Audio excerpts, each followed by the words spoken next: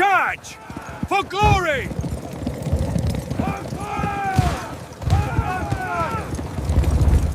Yeah!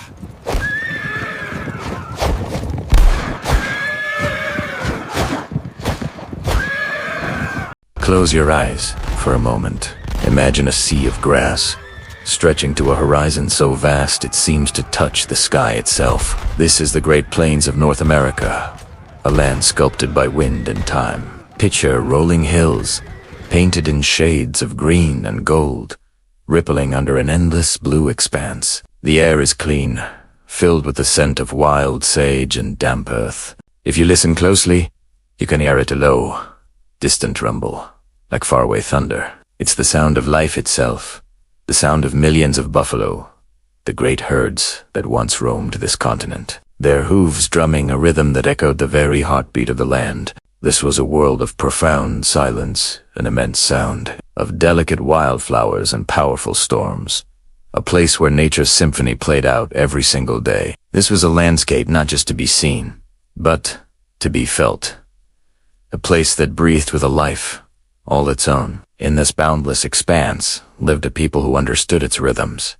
who moved with its seasons, and who saw the sacred in every stone, every blade of grass, and every living creature. These were the tribes of the northern plains, the Sioux, known more accurately as the Lakota, Nakota, and Dakota, the northern Cheyenne, and the Arapaho. They were not conquerors of this land. They were a part of it, woven into its very fabric. Their lives were a dance with nature. They followed the buffalo, their source of sustenance, shelter, and tools. The bison gave them everything: meat for food, hides for tippis and clothing, bones for tools and ceremonial objects. The relationship was one of deep respect and gratitude. A successful hunt was not a victory, but a gift from the Creator, a sacred exchange that sustained the people. Their societies were intricate and deeply spiritual. The family, the clan, the tribe.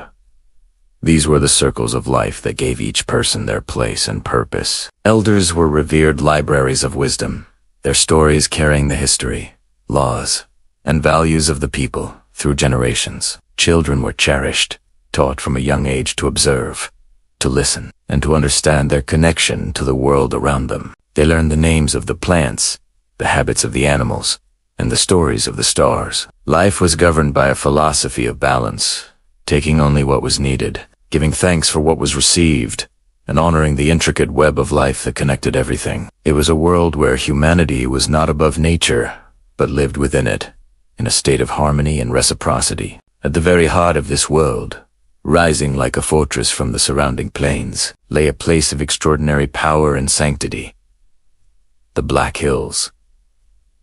To the Lakota, this was Paha Sapa, the heart of everything that is. These were not just mountains. They were a church, a university, and a sanctuary, all in one. The dark pine forests that gave the hills their name were home to spirits and sacred beings. The granite peaks were altars, and the crystal-clear streams that flowed from them were holy waters. This was where the Lakota went for their most important ceremonies, where warriors sought visions on lonely vigils, and where healers gathered medicinal plants. The very geography of the Black Hills was a sacred text, its peaks and valleys corresponding to constellations in the night sky. The Lakota believed their people had emerged from these hills in the time of creation. It was their genesis, their spiritual center, the axis around which their entire world revolved. The Black Hills were not a place to be owned, but a place to be revered, a source of spiritual power that sustained the people, anchoring them to their past and guiding them toward their future. For countless generations, this was the way of life. The seasons turned, the buffalo migrated, the people followed. There were conflicts, yes, between tribes, and hardships brought by harsh winters or dry summers. But the fundamental balance remained. The land provided, and the people honored the land. It was a cycle, timeless and seemingly unbreakable. A profound peace rested over the plains, a quiet born of understanding one's place in the universe. It was the calm before the storm, a serene and enduring portrait of a world in perfect equilibrium. The Lakota, Cheyenne, and Arapaho lived not in a wild, untamed land, but in a carefully tended garden, a home given to them by the Creator. This sacred way of life, this deep and abiding connection to the earth, was about to face a challenge unlike any it had ever known. A new sound was beginning to echo across the plains. Not the rumble of buffalo, but the clatter of wagon wheels, and the relentless ring of the iron horse, carrying with it a different vision of the world, a vision that would soon clash with the ancient soul of this vast and sacred land. This tranquil existence, built on centuries of tradition and spiritual understanding, was fragile. The very concept of owning the land, of dividing it with fences and deeds, was utterly foreign to the people of the plains. For them, the earth was a mother, not a commodity.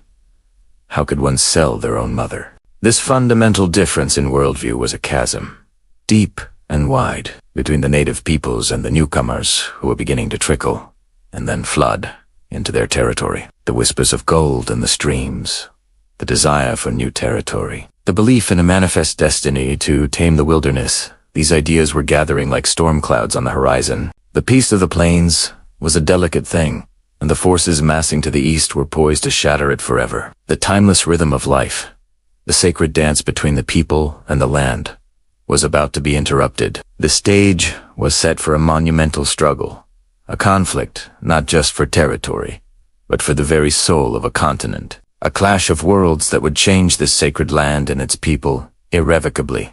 Before the treaties were broken, before the battles were fought, there was this, a world of grace, harmony, and profound spirituality, a testament to a way of life lived in concert with the earth. Thank you so much for joining us on this journey back in time. If you found this story compelling and want to learn what happens next, please consider liking this video and subscribing to our channel. Your support helps us continue to share these important histories. We'll see you in the next chapter. For centuries, the Black Hills, or Paha Sepa, were sacred to the Lakota, a sanctuary of towering pines and spiritual power. But in 1874, the world outside this sanctuary was closing in. The United States, still healing from its Civil War, was gripped by a severe economic depression known as the Panic of 1873. Banks failed, unemployment soared, and the nation was desperate for a spark of hope, for a new beginning. It was in this atmosphere of desperation and ambition that the government turned its eyes westward, toward the lands guaranteed to the Lakota people. In the summer of that year, a massive military expedition, over 1,000 men strong, departed from Fort Abraham Lincoln in the Dakota Territory. They were the 7th Cavalry, and leading them was the flamboyant and controversial Lieutenant Colonel George Armstrong Custer. Officially, the mission was a reconnaissance expedition to map the area, find a suitable location for a new military fort, and scout potential railroad routes. The presence of geologists and miners in the party, however, hinted at another unspoken objective. Custer, a man always in pursuit of glory, knew that a major discovery would put his name in headlines across the country. As the expedition snaked its way through the pristine valleys and canyons of the Black Hills, the landscape itself seemed to resist them. But the men pushed on, their blue uniforms a stark contrast to the deep greens and ancient grays of the mountains. On July 30th, 1874, near what is now the town of Custer, South Dakota, a civilian miner named Horatio Ross, who had accompanied the expedition, swirled sand and water in his pan. As the sediment washed away, something glittered at the bottom. It was gold. Custer immediately understood the magnitude of the discovery. He dispatched a scout, Charlie Reynolds, on a perilous journey to carry the news back to Fort Laramie. The telegram he sent was explosive, reading in part, "Gold has been found at several places, and it is the belief of those who are giving their attention to this subject that it will be found in paying quantities." He didn't just report the discovery, he amplified it, claiming there was gold from the grassroots down. The news hit the economically starved nation like a lightning bolt. Newspapers from New York to San Francisco ran sensational headlines. The new gold country. Riches in the Black Hills. The fuse had been lit. Legally, the Black Hills were off limits. The Fort Laramie Treaty of 1868, signed after Red Cloud's War, had explicitly recognized the Black Hills as part of the Great Sioux Reservation, set aside for the absolute and undisturbed use and occupation of the Lakota people. The treaty forbade any non-native settlement or passage without the tribe's consent. The discovery of gold rendered that treaty, in the eyes of many Americans, a mere inconvenience. At first, the U.S. Army, under the command of General Philip Sheridan, made a show of upholding the treaty. Soldiers were ordered to intercept and expel the first waves of prospectors who tried to sneak into the hills. But it was like trying to hold back the tide with a broom. For every group turned away, 10 more found a way in. The lure of gold was far more powerful than the fear of the law or the army. Men from all walks of life, unemployed factory workers, disillusioned farmers, and seasoned prospectors sold everything they owned, packed their mules, and headed for the new El Dorado makeshift mining camps, with names like Deadwood and Lead sprang up overnight. These were lawless, chaotic places, filled with saloons, gambling halls, and the constant ring of pickaxes against rock. The trickle of intruders had become a flood, with thousands of miners pouring into the heart of the Lakota sacred land. They carved roads, felled trees, and polluted the streams. The very landscape that the Lakota revered was being desecrated in the frantic search for wealth. For the Lakota, this was not just a trespass. It was a profound violation. Leaders like Sitting Bull and Crazy Horse watched with growing anger as the promises made on paper were broken on the ground. The U.S. government found itself in an impossible position, caught between its treaty obligations and the overwhelming public demand to open the Black Hills. They attempted to negotiate a purchase, offering the Lakota what seemed like a large sum of money for the land. But how could they sell what was sacred? How could they put a price on Paha Sap? The Lakota chiefs refused the offer, viewing it as an insult. The tension, which had been simmering quietly, now began to boil. The miners, emboldened by their numbers and a sense of entitlement, grew more aggressive. The Lakota, seeing their sacred lands invaded and their way of life threatened, prepared to defend what was theirs. The government's attempts to enforce the treaty became half-hearted and eventually ceased altogether. The miners were there to stay, and Washington knew it.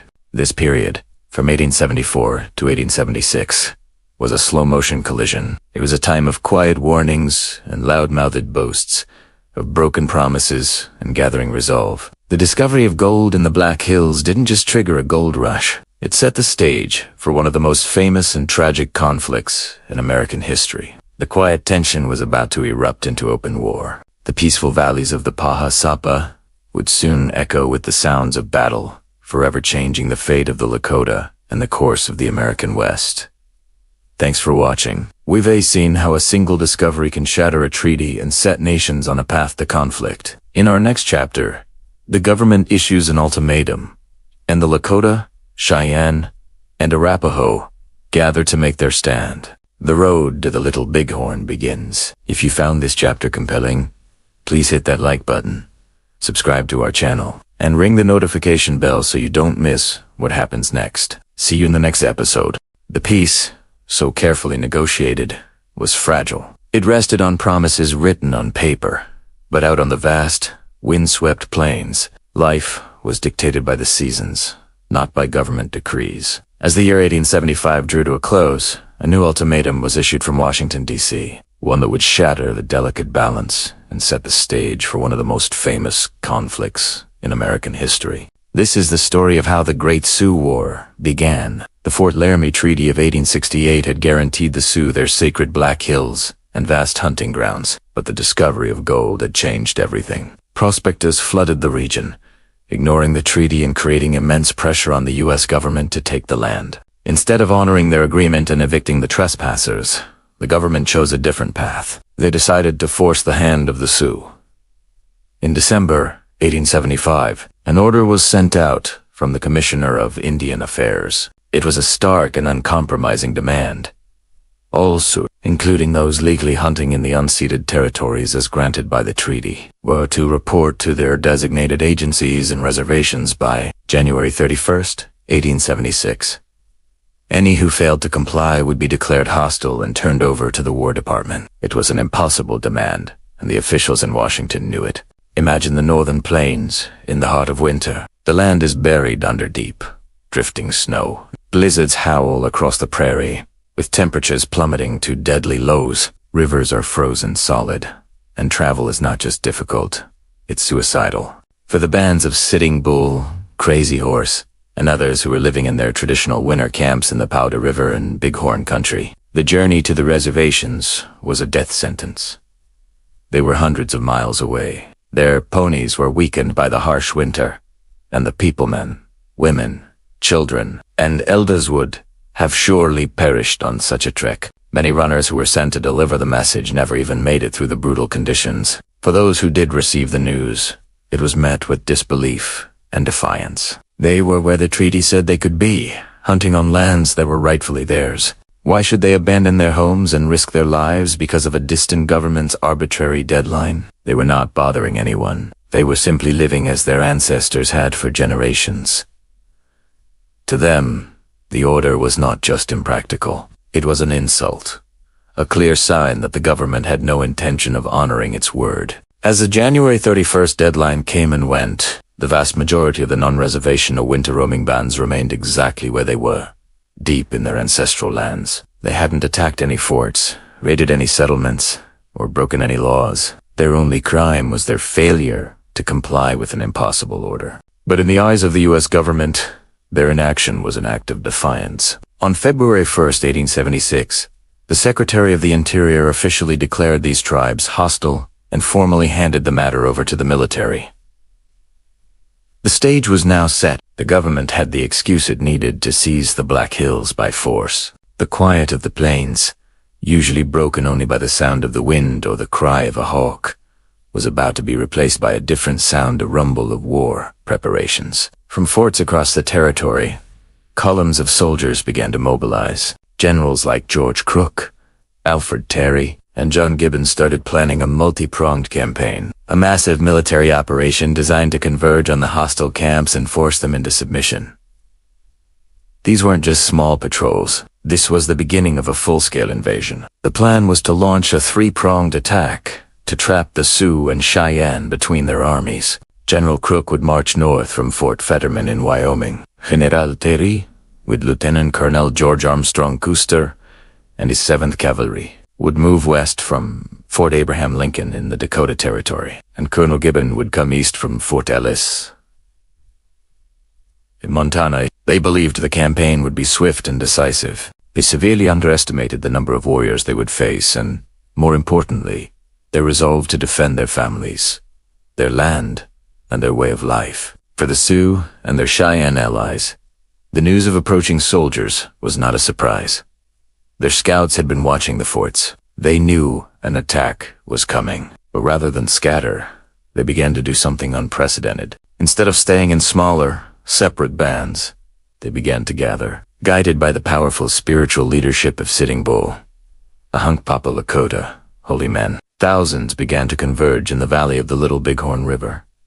They were not seeking a fight, but they were determined not to be driven from their land without one. It was a gathering of unity and defiance, a final, desperate stand to protect the world they had always known. The winter camps transformed into a massive, unified village, one of the largest gatherings of Plains tribes ever seen. They were preparing not just for a battle, but for a fight for their very survival. The clash that was coming would echo through history. Thank you so much for joining me on this journey into the past. If you found this chapter compelling, please hit that like button and subscribe to the channel for more stories like this. Your support helps us continue to share these important histories. We'll see you next time for the next chapter. Hello, and welcome back to our series. Today, we delve into Chapter 4, Gathering the Nations, a pivotal moment in the Great Sioux War. As the spring of 1876 warmed the plains, the call to resist echoed across the territories, drawing together thousands of Native Americans in a stand against the ever-encroaching United States government. At the heart of this great gathering were two figures who would become legends, two men whose names are synonymous with courage, leadership, and the fight for their people's way of life. First, let's talk about Sitting Bull. He wasn't just a chief. He was a Hunkpapa Lakota, holy man, a spiritual leader, a visionary, born around 1831. His influence extended far beyond his own band. Sitting Bull was revered for his wisdom, his generosity, and his unyielding commitment to preserving Lakota culture and sovereignty. He was a man of deep spiritual conviction, whose connection to the sacred world guided his people. He had fought in many battles, but his true power lay in his ability to inspire and unite. He saw the treaties as empty promises, and the reservations as prisons. For him, the only path forward was one of absolute resistance, a path dictated by the spirits. Then there was Crazy Horse, a warrior of the Oglala Lakota. He was a man of contrasts. In battle, he was a whirlwind of ferocity, a brilliant tactician whose bravery was legendary. His fellow warriors said he rode as if he were untouchable, a ghost in the midst of chaos. He led from the front, never asking his men to do anything he wouldn't do himself. Yet, in camp, he was quiet, humble, and deeply private. He sought no glory for himself, often giving away spoils of war and shunning the spotlight. He was younger than Sitting Bull, but his reputation as a fearless and peerless warrior made him a natural leader. He embodied the ideal of the Lakota warrior, selfless, courageous, and utterly dedicated to the protection of his people. These two men, though different in their roles, one a spiritual anchor, the other a military genius, shared a common goal: to live freely on their ancestral lands. They understood that the threat they faced was existential. The government's demand for them to report to the agencies by January 31st, 1876, was an ultimatum they had no intention of obeying. For them, it wasn't a choice. It was a declaration of war on their entire existence. As the snows melted, Sitting Bull's spiritual leadership became more crucial than ever. Inarely Yun, as the various bands of Lakota, Cheyenne, and Arapaho began to converge, he led a Sundance ceremony. This was one of the most sacred rituals, a time of sacrifice and prayer for the well-being of the tribe and to seek visions from the Great Spirit, Wakantanka. During this intense, multi-day ceremony, Sitting Bull offered 100 pieces of his own flesh and danced until he fell into a trance. It was in this state that he received a powerful vision. He saw soldiers, numerous as grasshoppers, falling from the sky. They were falling upside down, their hats tumbling off, right into the Lakota camp. The voice in his vision told him that these soldiers were a gift from Wakantanka, that they would be delivered into the hands of the warriors, and that it would be a great victory. But the voice also gave a warning. Do not take their possessions. Do not loot the bodies. The victory was to be an act of defense, not of greed. When Sitting Bull awoke and shared his vision, the news spread like wildfire through the assembling camps. It was a prophecy of immense power, a divine assurance that their cause was just and that they would be successful. For a people facing an uncertain and terrifying future, this vision was a profound source of hope and courage. It solidified their resolve and galvanized them for the fight they knew was coming. It wasn't just a fight against men anymore. It was a fight sanctioned by the heavens. Inspired by this prophecy and driven by the common threat, the call to gather became irresistible. Bands that had been scattered across the vast plains began to move towards a prearranged meeting place. From the Powder River, the Tongue, and the Rosebud, they came. Lakota, Banshung Papa, Oglala, Miniconjo, Sanzark, Toquetos, along with their allies, the Northern Cheyenne and a few Arapaho, traveled with their families, their horses, and all their worldly possessions. Their destination was the lush valley of the Little Bighorn River, known to the Lakota as the Greasy Grass. The river valley was a perfect location. It offered abundant water, plentiful grass for their vast horse herds, and ample game, like buffalo and deer, to feed the growing population. It was a traditional and beloved summering spot, a place of plenty and community. As they arrived, the encampment grew at an astonishing rate. Types sprang up, forming massive circles within circles, each band maintaining its own distinct camp, but joined in a grand, unified village. The sight was breathtaking. Observers would later estimate that between 6,000 to 10,000 people had gathered, with perhaps 1,500 to 2,000 warriors among them. This was one of the largest, if not the largest, single gathering of Native American tribes ever recorded on the North American plains. Imagine the scene. A sprawling city of hide lodges stretching 4 miles along the riverbank. The air filled with the sounds of thousands of voices, the laughter of children, the barking of dogs, and the whinnying of countless horses. Smoke from hundreds of campfires curled into the clear Montana sky. It was a vibrant, living community. A powerful demonstration of unity and strength. This was not a war party. It was a nation on the move, a people determined to live as they always had. The leaders of the various bands met in council, with Sitting Bull and Crazy Horse holding places of great honor. They discussed strategy, shared intelligence about the movements of the soldiers, and organized hunts to feed their people. There was a sense of confidence and defiance in the air, buoyed by Sitting Bull's vision. They knew the soldiers were coming for them. General, Terry, General Crook, and Colonel Custer were all converging on their location from different directions, attempting to trap them in a three-pronged pincer movement. But instead of being afraid, the gathered nations felt ready. They had numbers, they had brilliant military leaders, and they had a spiritual certainty in their ultimate triumph. This massive encampment on the Little Bighorn was more than just a strategic assembly. It was a powerful cultural and political statement. It was a rejection of the reservation system, a declaration of independence, and a final, magnificent flourishing of the traditional Plains, Indian way of life before it would be changed forever. The stage was now set. The largest Native American fighting force ever assembled was camped in the Greasy Grass Valley, waiting and marching towards them, full of confidence and completely unaware of the scale of the force they were about to face, was Lieutenant Colonel George Armstrong Custer and the 7th Cavalry. The clash that was about to unfold would become the most famous battle in the history of the American West.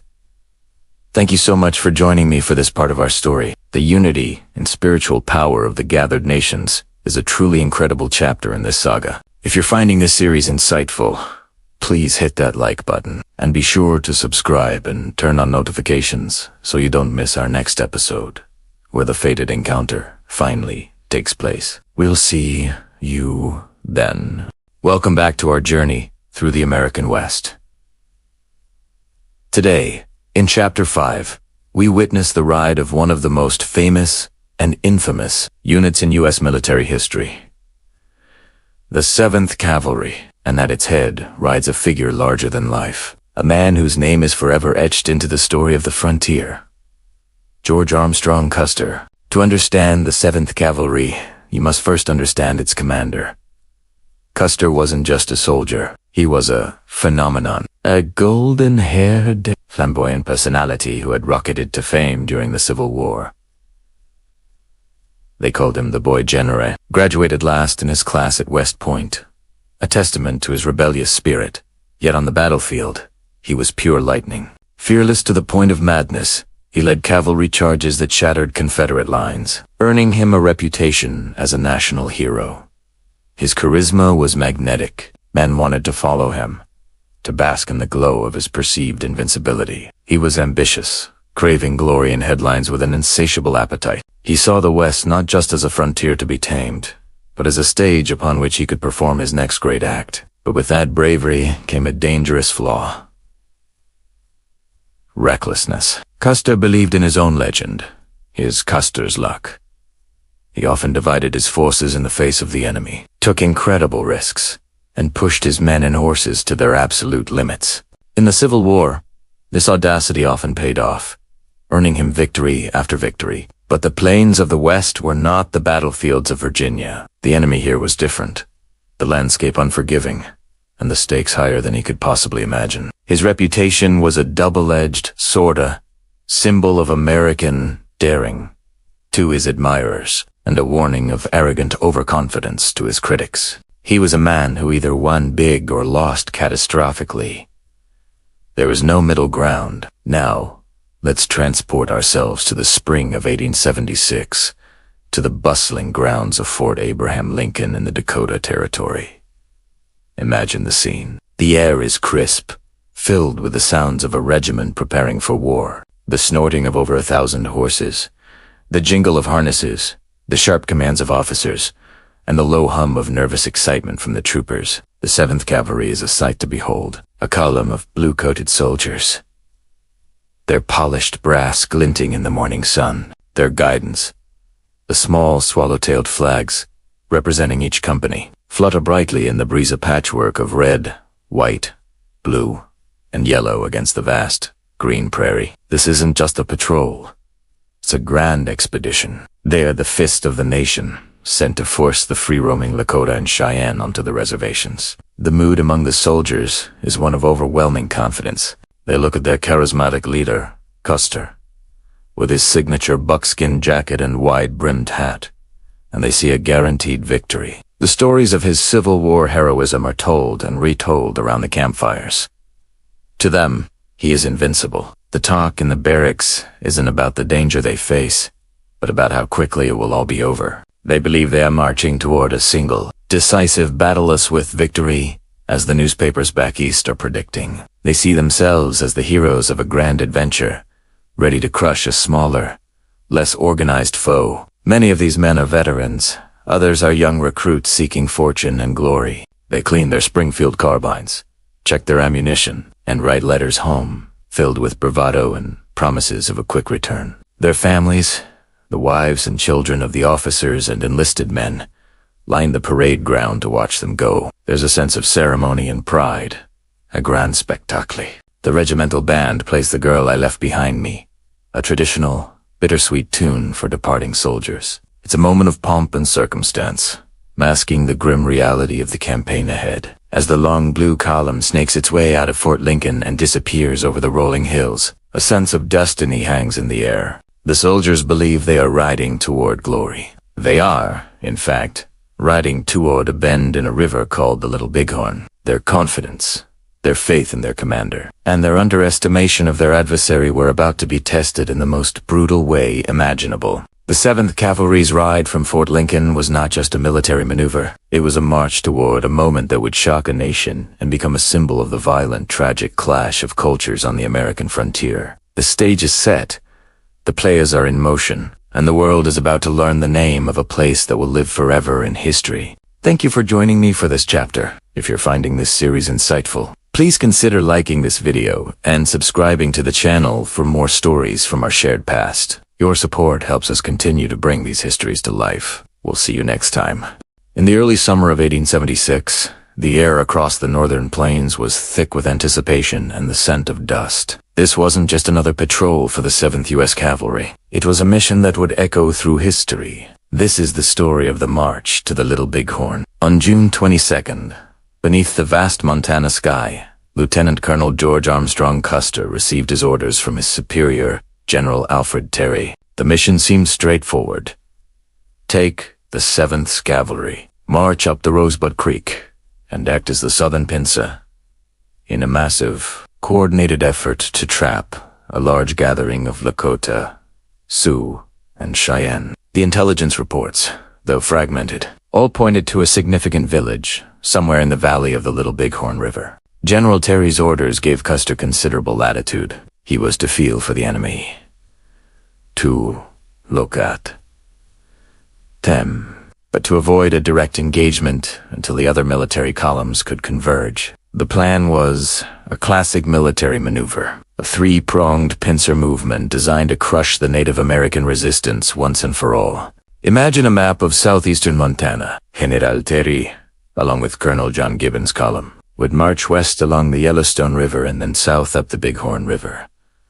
Their goal was to block any escape to the north. Meanwhile, General George Crook's forces were supposed to be pushing up from the south, completing the trap. Custer and the 7th Cavalry were the mobile, striking arm of this plan, tasked with driving the villagers right into the waiting arms of Terry and Gibbon. It was a strategy that looked perfect on paper, but the plains are not a piece of paper, and war is never so simple. The moment the bugle sounded and the 7th Cavalry began its march, they were plunged into a grueling ordeal. The sun was relentless, beating down on the column of over 600 men and their horses. A fine, choking dust, kicked up by thousands of hooves, coated everything men, uniforms, equipment, and filled their lungs with every breath. Water was scarce, and what they found in the creeks was often alkaline and unsatisfying. The pace was brutal. Custer, ever ambitious and eager for a decisive victory, pushed his men hard. They marched day after day, sometimes covering nearly 30 miles in a single push. The men grew weary, their faces sunburned and cracked. The horses, the lifeblood of the cavalry, began to show the strain. their heads drooping low under the oppressive heat. The mood in the column was a mixture of exhaustion and the grim determination of soldiers on a mission. But among a specific group, another feeling was taking hold. A deep and growing unease. Custer's scouts, men from the Arikara and Crow tribes, were the eyes and ears of the column. They knew this land intimately. As they rode ahead, they began to see signs that disturbed them. The trail left by the Lakota and Cheyenne was far wider than anyone had anticipated. This wasn't a small bend. This was a massive movement of people. The campsites they found were huge, with the remnants of countless lives. The scouts could read the land like a book, and this book told a terrifying story. They saw signs that the Lakota were not fleeing in fear. They found ceremonial sundanslagas, a powerful spiritual rite that suggested the tribes were confident in preparing for a great battle. The scouts reported this back to Custer, their voices heavy with concern. They spoke of a village so big the soldiers would not be able to go through it. They warned that the trail was fresh, impossibly fresh. The enemy was close, very close, and they were numerous. As the 7th Cavalry pushed deeper into the Valley of the Rosebud, the atmosphere itself seemed to change. The landscape became more rugged, a maze of hills, ravines, and bluffs. It was perfect country for an ambush. The bright, open plains gave way to a more claustrophobic terrain that seemed to hide dangers in every shadow. The men, though disciplined, could feel the tension.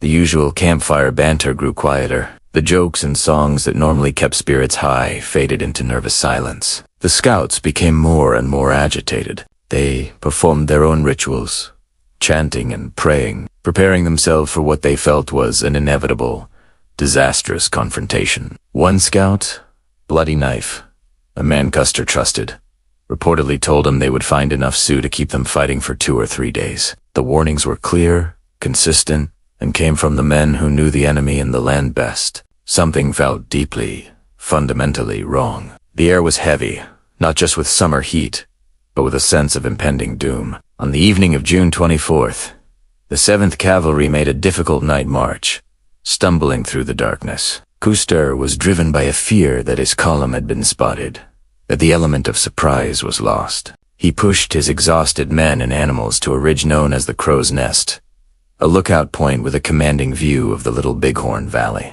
From this vantage point, at dawn on June 25th, the scouts saw it. Miles away in the hazy morning light, they could make out the signs of the village. They saw smoke from countless campfires, and a vast herd of ponies that looked like a swarm of insects covering the valley floor. They tried to show Custer, but with his field glasses, he claimed he could see nothing. He dismissed their warnings, perhaps believing they were exaggerating, or perhaps blinded by his own ambition and desire for a glorious victory. Despite the exhaustion of his men, despite the dire warnings from his scouts, and despite his orders to wait for the other columns, Custer made a fateful decision. He believed the village knew he was there, and that they would scatter if he didn't attack immediately. He decided to divide his command into 3 battalions, a tactic that had served him well in the past, and launch an immediate assault. The march was over. The atmosphere of unease was about to erupt into the chaos of battle. The 7th Cavalry was riding toward the Little Bighorn River,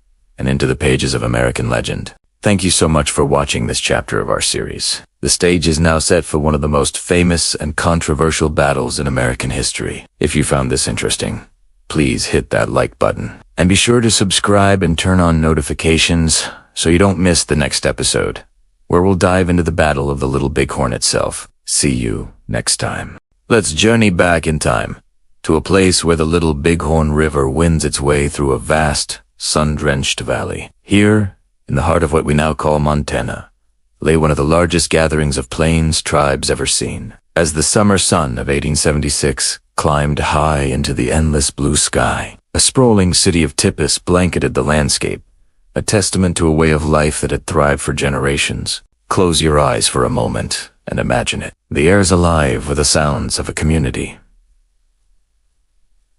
At peace, the gentle murmur of voices carries on the breeze, weaving through the scent of wood smoke and roasting buffalo meat. This is the sound of life, of families going about their daily routines. Here, a group of women are gathered, their hands moving with practiced ease as they prepare hides, their laughter ringing out like music. They share stories and news, their bonds as strong and resilient as the sinew they use for sewing. The aroma of wild sage and sweetgrass hangs in the air, a sacred perfume that cleanses and protects. Nearby, children's shouts of joy punctuate the calm. They are the future of their people, their spirits as free as the eagles soaring overhead. You can see them racing each other along the riverbank, their bare feet kicking up splashes of cool water. A group of boys, armed with small bows and arrows, practice their aim on makeshift targets, mimicking the great hunters they aspire to be. Their games are lessons in disguise, teaching them the skills they will need to survive and provide for their families.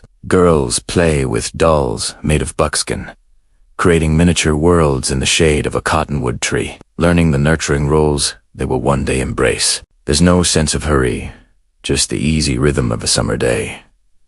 Look out across the valley floor. The sheer scale of the encampment is breathtaking. Thousands of tipis, each a home, a sanctuary, stretch 4 miles along the river. From a distance, they look like a forest of white cones, each one proudly displaying the unique symbols and stories of the family within. This isn't just one tribe. It is a mighty alliance. The Lakota, the Cheyenne, the Arapaho have come together, drawn by a shared purpose and the leadership of powerful figures like Sitting Bull and Crazy Horse. They have gathered to celebrate their culture, to perform sacred ceremonies, and to stand united against the encroaching world that threatens their very existence. The lifeblood of the village, the horse herds, graze peacefully in the lush meadows. Thousands upon thousands of them pintos, bays, and Appaloosas their coats, gleaming in the sunlight. These horses are more than just animals. They are partners, symbols of wealth, and essential to the hunt and to travel. Young men, their bodies lean and strong, move among the herds with a quiet confidence. They are some of the finest horsemen the world has ever known. You can see them leading their favorite mounts to the river for a drink, whispering to them, their connection deep and almost spiritual. The gentle whinny of a horse and the soft thud of hooves on turf are as much a part of the village symphony as the children's laughter. Inside a teepee, a family gathers. The light filters softly through the translucent hide, casting a warm, golden glow. An elder sits by the central fire pit, the lines on his face, a map of a long and storied life. He speaks in a low, measured voice, passing down the legends and the history of his people to the younger generation gathered around him. The children listen, their eyes wide with wonder. They are learning who they are, where they come from, and the values that will guide them. This is how their culture is preserved, not in books, but in the living memory of the people, passed from one heart to another. The women are the heart of the home, the creators and sustainers of life. They tend the cooking fires, where pots of stew bubble away, filled with buffalo, wild turnips, and berries gathered from the surrounding hills. They ensure that everyone is fed, that clothing is mended, and that the home is a place of comfort and order. Their work is endless, but it is done with a sense of purpose and pride. They are the backbone of the community, the steady force that holds everything together. Their strength is quiet but immense, like the river that flows tirelessly beside them. This gathering is a vibrant, living, breathing organism. It is a place of deep spirituality. You can feel a sense of reverence in the air, a connection to the land and to the Great Spirit. Ceremonies are being planned, dances that will honor the earth and ask for guidance and strength for the trials to come. The spiritual leaders, the holy men like Sitting Bull, spend their time in prayer and meditation, seeking visions to guide their people. They understand that their strength comes not just from their numbers or their skill as warriors, but from their spiritual unity and their faith in their traditional ways. There is a powerful sense of community here, of belonging. No one is alone. Families support each other, sharing their food and their burdens. If a hunter is successful, the meat is distributed among many. If a family suffers a loss, the entire community mourns with them. This interdependence is the key to their resilience. It is a society built on generosity, respect, and mutual obligation. As the afternoon sun begins to dip towards the horizon, casting long shadows across the valley, a profound sense of peace settles over the encampment. The day's activities begin to wind down. The children are called back to their family time. The horses are brought closer to the camp for the night. The cooking fires glow like embers in the twilight, and the smell of evening meals fills the air. Families gather to eat and talk, to share the events of the day.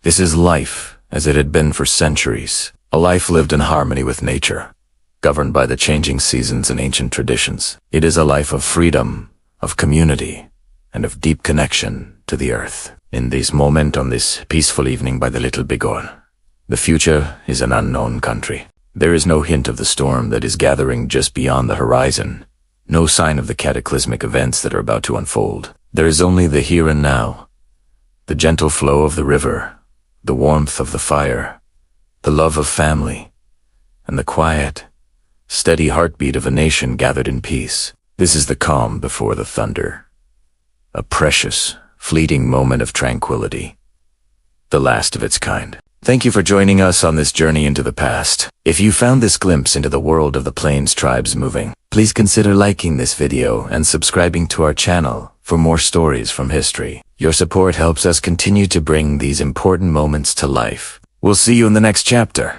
The sun was climbing higher, beating down on the weary men of the 7th Cavalry. For days, they had been pushing hard, following a trail that grew wider and more defined with every mile. The air was thick with anticipation, a heavy blanket of dust and sweat. It was then that the scouts, riding far ahead, reined in their horses, their eyes fixed on the horizon. They had seen it.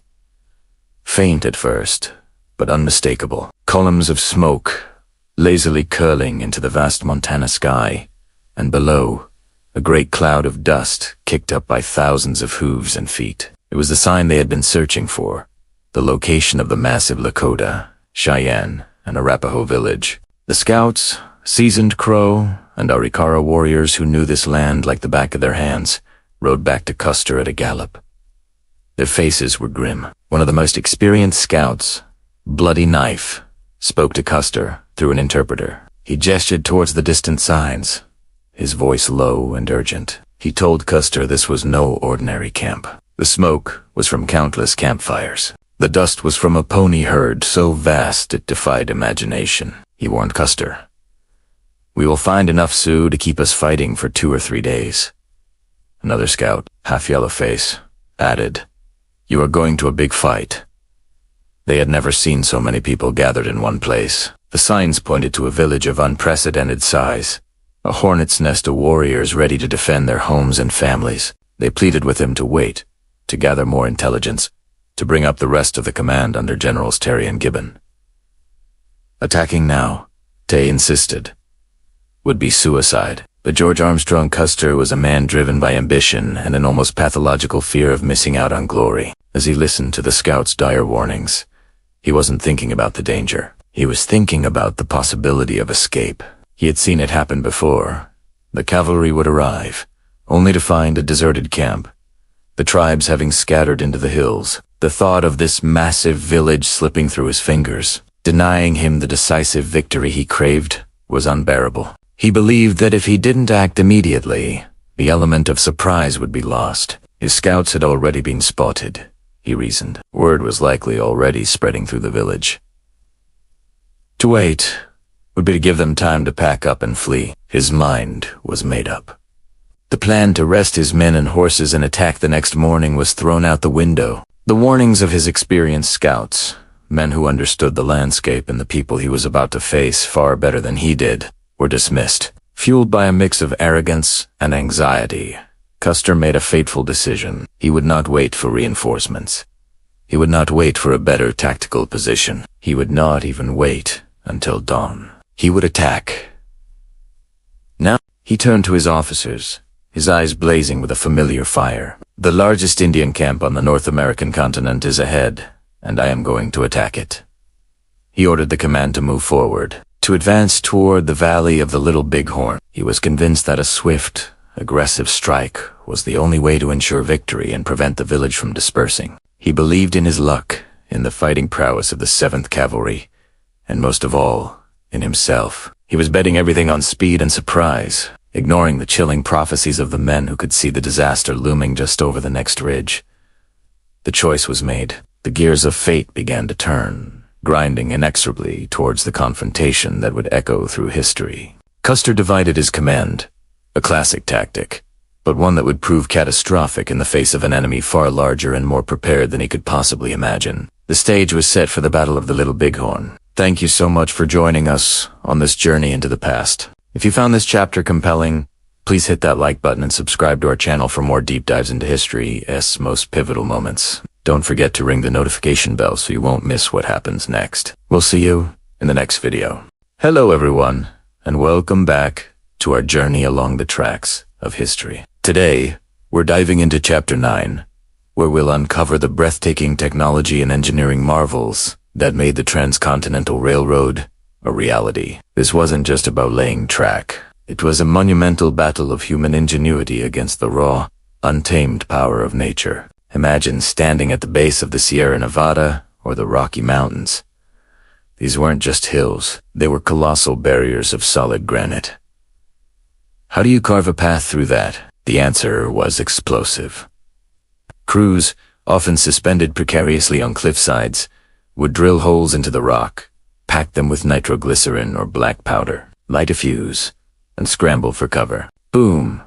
With each blast, they chipped away at the impossible, creating tunnels foot by painful foot. The Summit Tunnel, for instance, at over 1,600 feet long, was bored through solid granite at an elevation of more than 7,000 feet. It was dangerous, deafening work, a constant dance with death, but it was the only way through. Once they conquered the mountains, they faced a new challenge.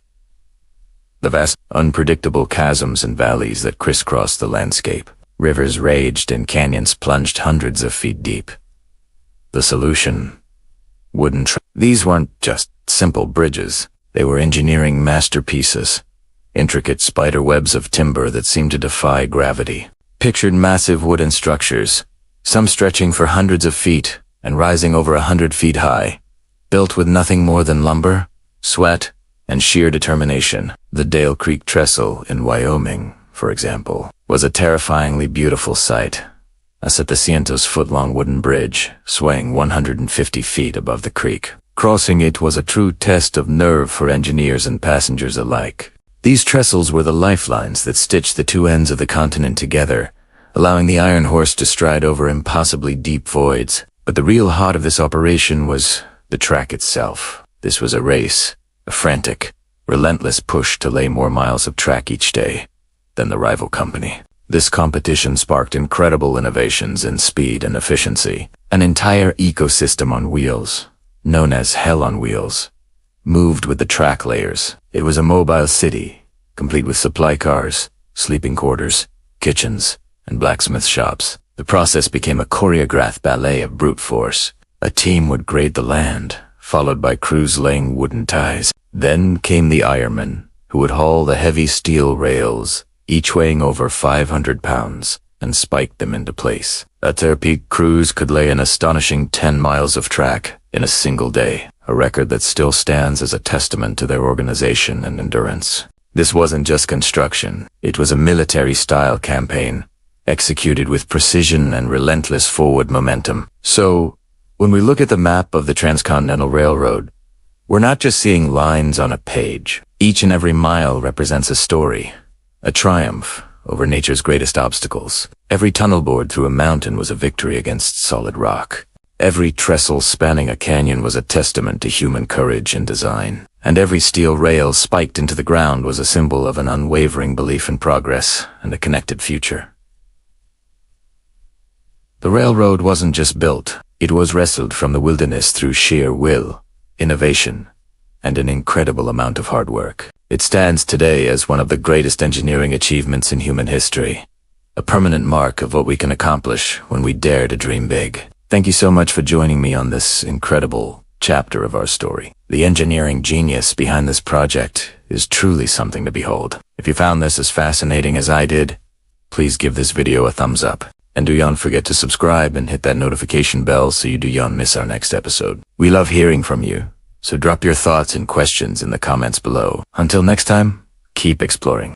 Hello, and welcome back to our deep dive into one of history's most debated military encounters. Today, we arrive at a pivotal moment, a decision that would echo through time. The division of the 7th Cavalry. As the sun climbed higher on that fateful June day, General Custer, confident and perhaps overly eager, made a choice that has been scrutinized by historians for over a century. He decided to split his command. This wasn't an unusual tactic for the era. The idea was to strike the enemy village from multiple directions, creating chaos and preventing any escape. It was a classic hammer and anvil strategy, designed to crush the opposition between advancing forces. So, the 7th Cavalry, a single fighting unit, was divided into 3 battalions. Major Marcus Reno was given command of one, consisting of companies A, G, and M. Captain Frederick Benteen, a seasoned and respected officer, was given another, with companies DH, and K. Custer himself retained command of 5 companies C, E, F, I, and L, forming the largest of the 3 detachments. A 4th group, the pack train carrying vital ammunition and supplies, was assigned to Captain McDougal and trailed behind.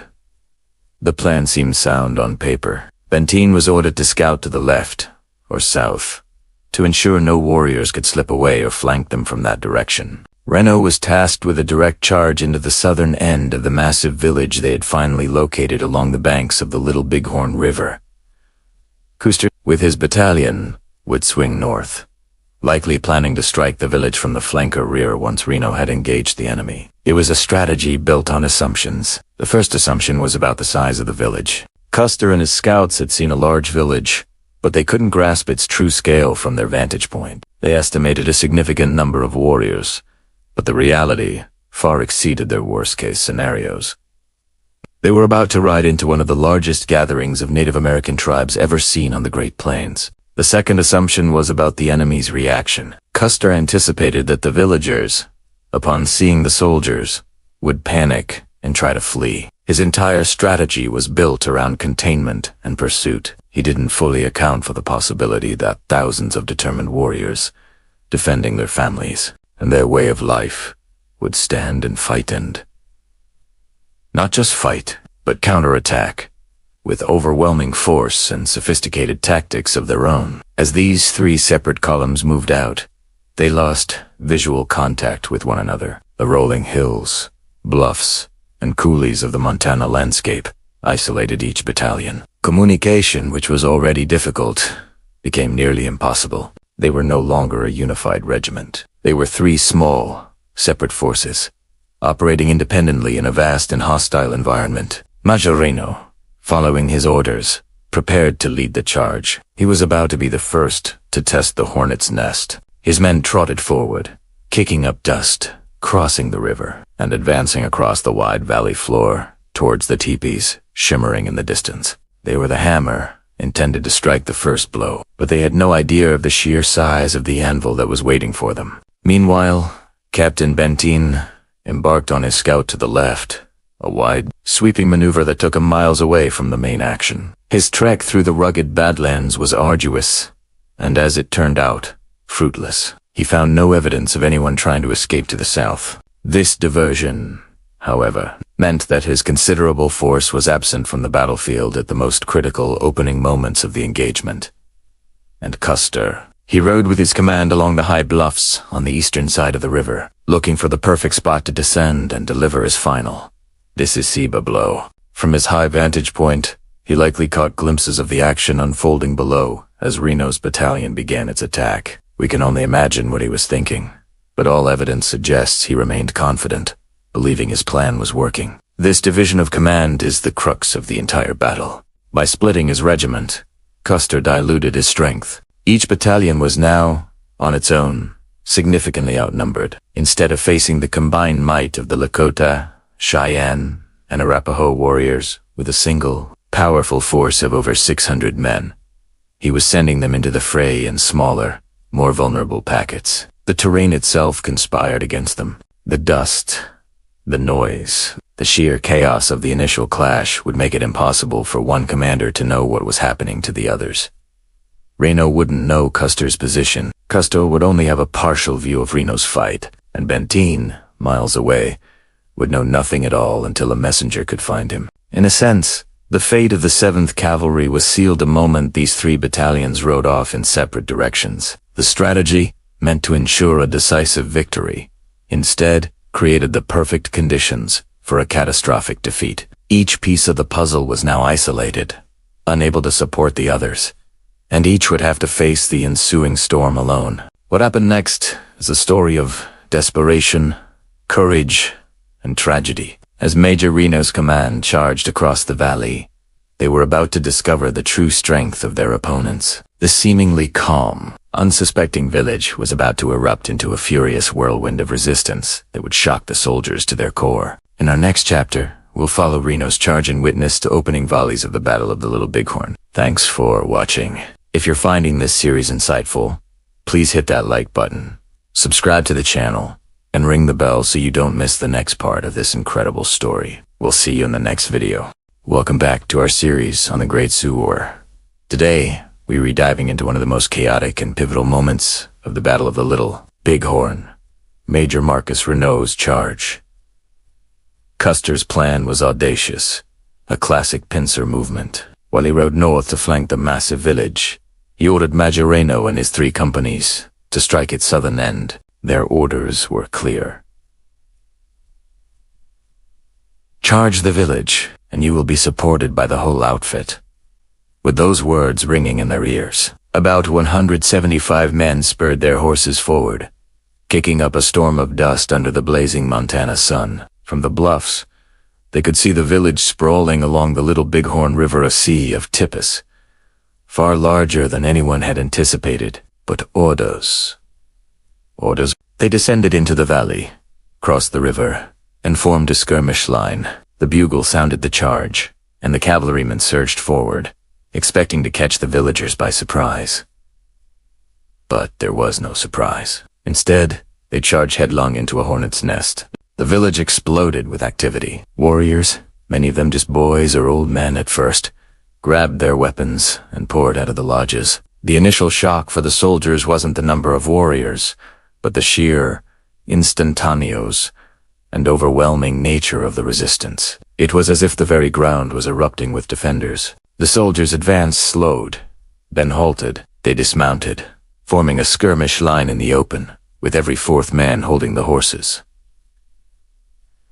The gunfire became a deafening roar. Arrows rained down in high arcs, finding targets behind the soldiers' thin line. Warriors on horseback, masters of their craft, darted in and out, firing with deadly accuracy from beneath their ponies' necks. The air filled with war cries, the whistle of arrows, and the crack of rifles.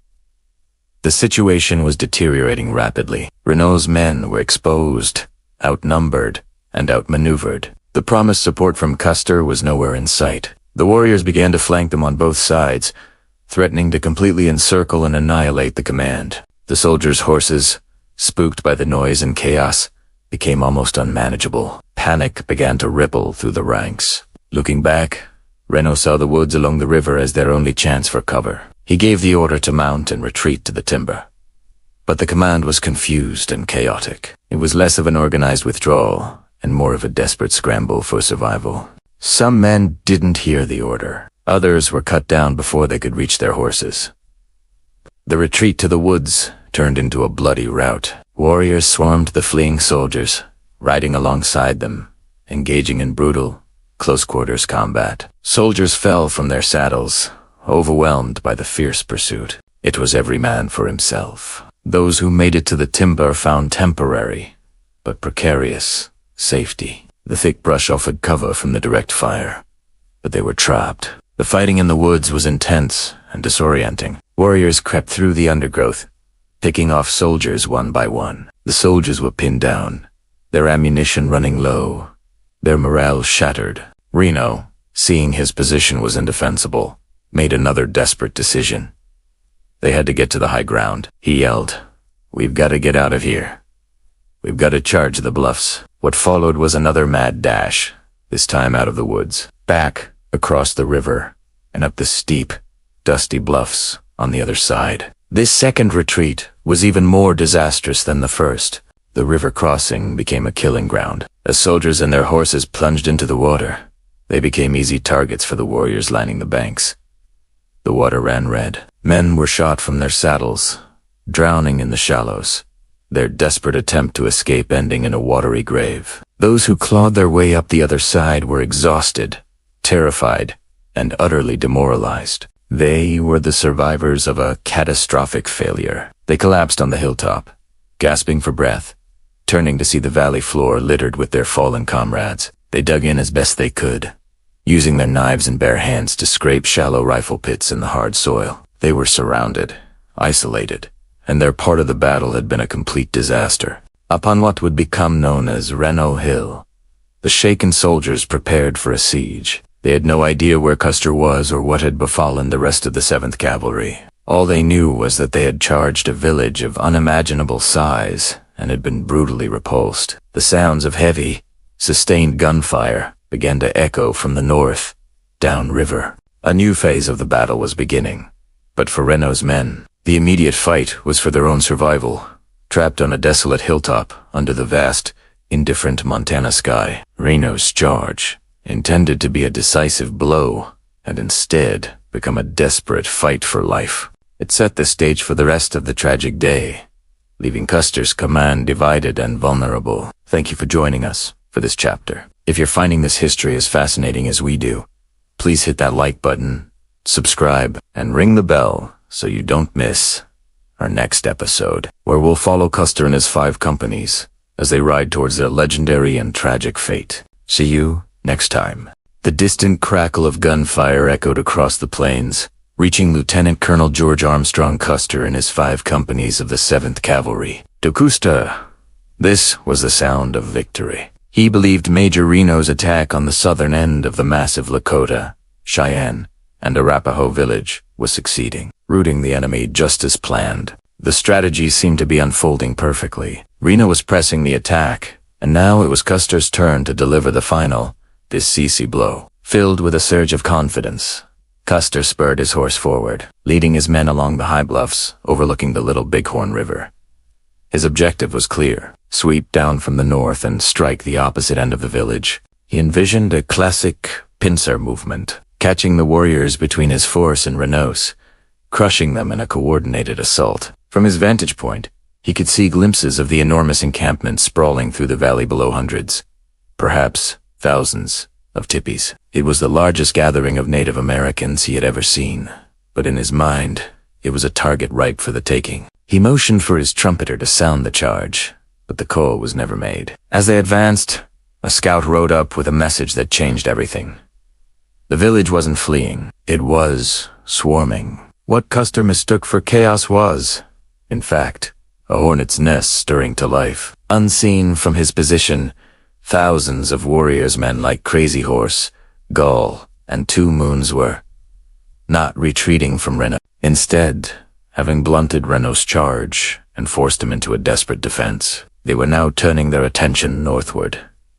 They were coming for him. The landscape itself seemed to hold its breath. The initial sounds of Reno's battle began to fade, replaced by an eerie, growing silence on Custer's front. The dust clouds rising from the valley floor were no longer signs of a panicked retreat, but of a gathering storm. An immense force, many times the size of his own, was converging on his position from all directions. They poured out of the village, up the ravines, and over the ridges, a river of determined fighters intent on defending their homes and families. Custer's troopers, strung out along the ridge, began to sense the shift.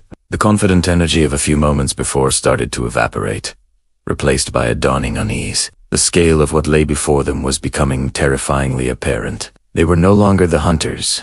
They were the hunt. Custer, perhaps realizing his fatal miscalculation, began looking for a defensible position. He directed his companies to dismount, forming skirmish lines on the rolling hills, but there was no good ground, no natural fortress to shelter them. They were exposed, isolated, and catastrophically outnumbered. The first wave of warriors crashed into his lines.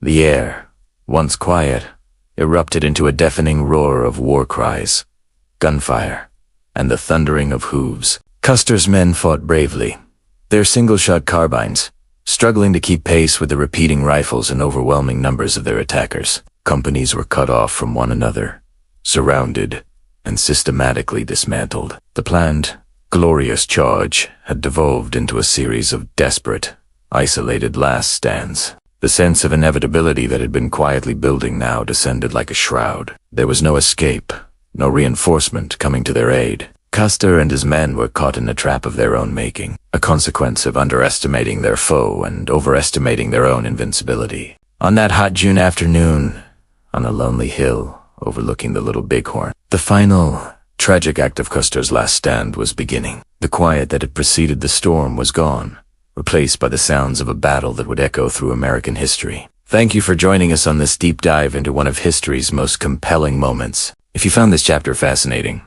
please hit that like button, subscribe to our channel, and ring the bell so you don't miss our next episode, where we'll explore the final moments on Last Stand Hill.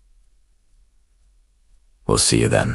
As the sun climbed higher in the Montana sky, a storm of a different kind was gathering on the rolling hills above the Little Bighorn River. This was the moment the Lakota Sioux and Cheyenne had been waiting for. This is the story of the encirclement. Imagine the scene. General George Armstrong Custer, confident, perhaps overconfident, has led his 7th Cavalry into the heart of one of the largest Native American gatherings ever seen on the Great Plains. He divided his forces, a decision that would soon prove fatal. His own battalion, about 210 men, now found themselves on a long ridge, looking down at the sprawling village they intended to attack. But the hunters were about to become the hunters. From the coulees and ravines, from behind the hills and ridges, they emerged. First a few, then dozens, then hundreds, and finally thousands of warriors. Great leaders like Crazy Horse and Gall orchestrated the attack, their movements like a perfectly choreographed, deadly dance. They poured out from the valley, a relentless, rising tide of determined fighters, their faces painted for battle, their war cries echoing off the bluffs. The air, once clear and crisp, began to fill with the thundering of hooves and the shouts of men. Custer and his men were on what would become known as Last Stand Hill. They likely didn't realize the full extent of their predicament at first. They dismounted, forming a skirmish line, as they were trained to do. Each 4th man held the horses, while the other 3 took up defensive positions. The metallic click-clack of their single-shot Springfield carbines began to answer the growing chorus of the attack, but the sheer numbers were staggering. Historians estimate that Custer's small battalion faced anywhere from 1,500 to 2,500 warriors. For every soldier, there were at least 7, maybe 10, opponents. They weren't just outnumbered, they were engulfed. The warriors, many armed with repeating rifles, like Winchesters and Henrys, unleashed a devastating volume of fire. They were masters of this terrain, using every dip and swell in the land for cover, moving with a speed and agility that the cavalrymen, now on foot, simply couldn't match. The landscape itself became a character in this drama. Dust, kicked up by thousands of ponies and moccasined feet, created a thick, choking haze. It mixed with the acrid smoke from the black powder of the rifles, obscuring vision, turning the battlefield into a chaotic, terrifying whirlwind of noise and confusion. Through this swirling veil, soldiers could only catch glimpses of their attackers, appearing and disappearing like phantoms. They constant, high-pitched war cries, the D-booms of the cavalry carbines, and the sharp cracks of the warriors' rifles created a deafening symphony of battle. The soldiers fought with courage. Accounts from the Native American side later spoke of the brave men in blue. They held their lines for as long as they could, their training kicking in, but their situation was hopeless. Their single-shot carbines were slow to reload compared to the warriors' repeating rifles. Ammunition began to run low. The horses, terrified by the noise and chaos, became uncontrollable. Many bolted, carrying with them precious extra ammunition stored in the saddlebags. The encirclement was complete. Crazy Horse led a massive charge from the north and east, while Gall pressed from the south and west. It was a classic pincer movement, executed on a grand scale. The circle tightened, relentlessly. The soldiers' skirmish lines, stretched thin and full of gaps, began to buckle. Warriors on foot crawled through the tall grass, getting terrifyingly close, picking off soldiers one by one. The organized defense started to disintegrate into small, desperate pockets of resistance. Men fell back towards the highest point of the ridge, where Custer was, in a desperate attempt to rally. This was no longer a battle. It was a fight for survival. The pressure was immense, a physical and psychological weight that crushed the soldiers' formation. The line didn't just bend, it shattered. Cohesion was lost. It became every man for himself, isolated in a sea of enemies. The final moments on that hill were a desperate, brutal affair. As the warriors overran the last pockets of resistance, the fighting became hand-to-hand. The structured lines of a 19th century military engagement dissolved completely. The overwhelming assault swept over the ridge like a wave, leaving silence in its wake, broken only by the wind whistling through the prairie grass. The encirclement was total, the collapse absolute. In less than an hour, it was all over. The story of the Little Bighorn is complex, and this chapter, the encirclement of Custer's Battaglia, is its dramatic and tragic climax. It's a powerful reminder of the brutal realities of this period in American history. Thank you so much for joining me on this deep dive into the past. If you found this story as compelling as I do, please hit that like button and subscribe for more chapters from history. Don't forget to ring the notification bell so you won't miss our next episode. Until next time, stay curious. We've journeyed through the dust and turmoil of the American West, following the ambitious, often controversial, path of Lieutenant Colonel George Armstrong Custer. Now we arrive at the final, fateful chapter of his story. A moment etched into the very fabric of American history and myth. The last stand, after the chaotic retreat from the river valley and the desperate, scattered fighting that saw the demise of companies C, I, and L. The remnants of Custer's immediate command found themselves in a truly desperate situation. They were pushed back, relentlessly, by a force that vastly outnumbered them and fought with a ferocity born from a desire to protect their families, their land, and their way of life. The surviving soldiers, perhaps 100 men from companies E and F, along with Custer, his brothers Tom and Boston, his nephew Audie Reed, and his brother-in-law James Calhoun, were forced onto a high, windswept ridge that would forever bear his name, Custer Hill. Imagine the scene. The Montana sun beats down, dust and gun smoke choke the air, and the roar of battle is a deafening, continuous wave of sound. The Lakota, Cheyenne, and Arapaho warriors, a swirling, overwhelming force, have them completely surrounded. There is no escape. The strategic blunders, the underestimation of their enemy, the division of his forces, all the decisions made in the preceding hours and days have led Custer and his men to this final, desolate piece of ground. This was not a glorious, prolonged battle of heroic charges and countercharges, as depicted in so many paintings and films. This was a brutal, swift, and desperate fight for survival. The soldiers, many of them exhausted and terrified, likely dismounted, using their own fallen horses as makeshift barricades, forming a desperate perimeter against the tide. The archaeological evidence suggests as much. The clustered remains of men and horses tell a story of a huddled, defensive stand, not a dashing cavalry charge. From the perspective of the warriors, like the Hunkpapa, Lakota leader Gall, and the Oglala Lakota war chief Crazy Horse, this was the culmination of a perfectly executed envelopment. They had Custer exactly where they wanted him. Their warriors, many armed with superior repeating rifles acquired from traders, poured a devastating fire into the soldiers' exposed position. The Army's single-shot, Springfield carbines, prone to jamming when overheated, were no match for the volume of fire they faced. Custer himself was in the heart of it. What was going through his mind? Was it regret? Defiance? A dawning, horrifying realization of his catastrophic miscalculation? We can only speculate. Accounts from the Native American warriors who survived the battle offer fragmented, sometimes conflicting, glimpses. Some say Custer fought fiercely to the very end. Others describe a scene of chaos and panic among the soldiers. One thing is certain. The command structure had completely broken down. It was every man for himself in a fight that had only one possible outcome. The final moments were likely a maelstrom of terror and confusion. The defensive circle shrinks. Men are falling, one by one. The air is thick with arrows and bullets.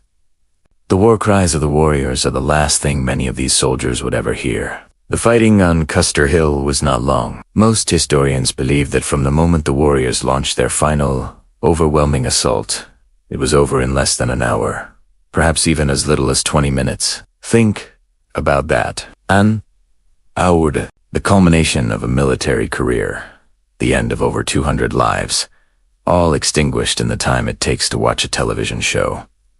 It was a swift, brutal, and total annihilation. As the last soldier fell, an eerie silence descended upon the hill. The cacophony of battle was replaced by the rustle of the prairie wind and the solemn movements of the victors. The warriors walked among the fallen, collecting weapons, and in some cases, mutilating the bodies of their enemies, a common practice in plains warfare, believed to hinder the spirit of the deceased in the afterlife. It was a grim postscript to a grim fight. In the midst of the carnage, Custer's body was found, relatively unscathed, compared to many of his men. He had been shot twice, once in the chest and once in the temple. The debate over which wound was fatal, and whether the final shot was self-inflicted to avoid capture, continues to this day, though most evidence points to him being killed by enemy fire.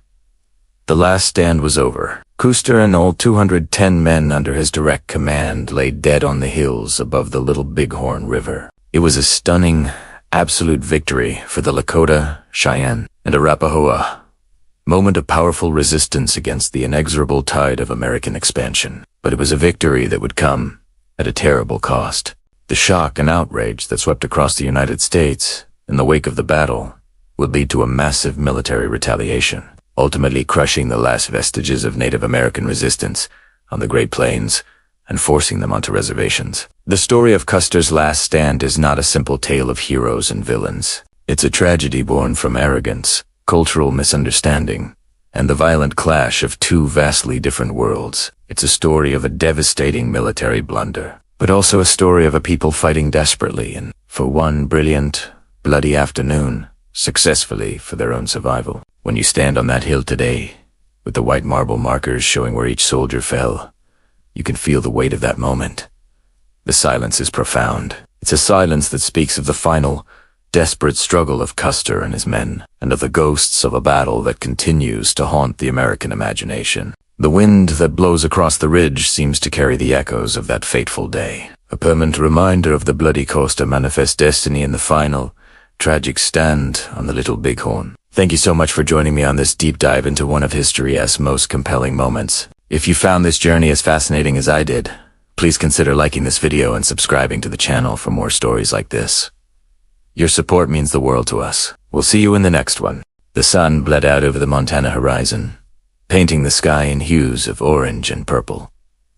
A starkly beautiful backdrop to the grim reality unfolding below. On the bluffs, overlooking the Little Bighorn River, the survivors of Major Marcus Reno and Captain Frederick Bentine's commands huddled together, a scattered island of blue in a vast, hostile sea. The day had been a whirlwind of chaos, a maelstrom of dust, gunfire, and terror. Now, as darkness fell, an even more terrifying quiet descended, punctuated only by the distant, chilling sounds from the massive Lakota and Cheyenne village below. For the men dug in on what would become known as Reno Hill, the night was an eternity of fear and uncertainty. Exhaustion was a physical weight, pressing down on their shoulders, blurring their vision. Every shadow seemed to move. Every rustle of the prairie grass sounded like an approaching footstep. They were thirsty, many were wounded, and all were terrified. They had been rooted, pushed back to this desperate position, and had barely held on.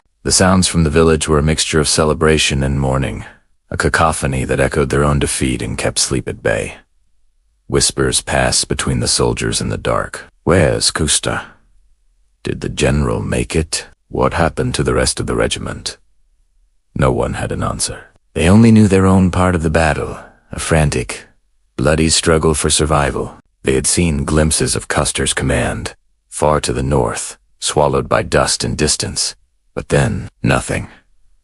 The silence from that direction was as unnerving as the noise from the village. All through the long, cold night, they reinforced their makeshift defenses, using whatever they could find, dead horses, saddles, cracker boxes to create a semblance of a perimeter. The officers Reno and Bentin moved among the men, trying to project a calm they surely didn't feel. Their own faces were masks of strain and worry. They had no idea what the morning would bring. Would the attack resume? Would help ever arrive? The isolation was absolute. They were cut off, surrounded, and utterly alone, with the fate of their comrades a gaping, terrifying question mark. As the first light of dawn on June 26th broke, the tension was unbearable. The soldiers peered over their barricades, expecting to see warriors swarming up the ravines. But the valley below was strangely quiet. The sounds of celebration had ceased. Scouts sent out cautiously reported the unbelievable. The village was packing up. Throughout the morning, the soldiers watched in stunned silence as the immense gathering of peopled thousands of men, women, and children with their vast herds of ponies and belongings began to move south the great river of life, flowing away from the battlefield. It wasn't a retreat, it was a departure, as if their purpose there was finished. The soldiers on the bluff didn't dare move. Was it a trap, a feint, to lure them out? They held their position, watching, waiting. The silence on the plains, now more ominous than the previous day's battle cries. They still had no word of Custer. The next day, June 27th, brought the answer they dreaded. A dust cloud appeared on the horizon, but it wasn't the returning warriors. It was the blue uniforms of General Alfred Terry and Colonel John Gibbon's relief column. As the fresh troops rode in, a wave of relief washed over Reno's exhausted men, but it was short-lived.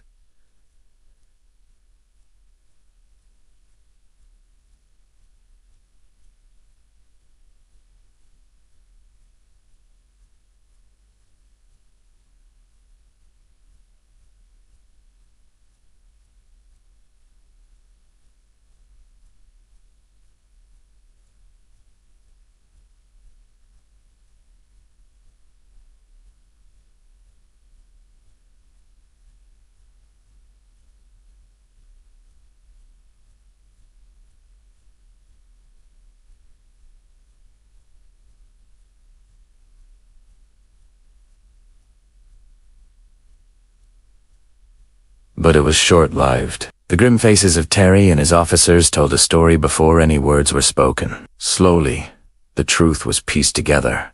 A scouting party, led by Lieutenant James Bradley from Gibbon's command, was sent north along the river, following the trail Custer's men had taken 2 days prior. The reinforcements and the survivors on the hill waited in a state of suspended dread.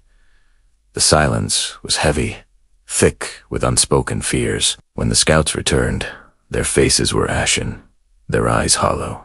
They didn't need to shout the news. It was carried in their very posture, in the grim set of their jaws. There were no survivors to report on.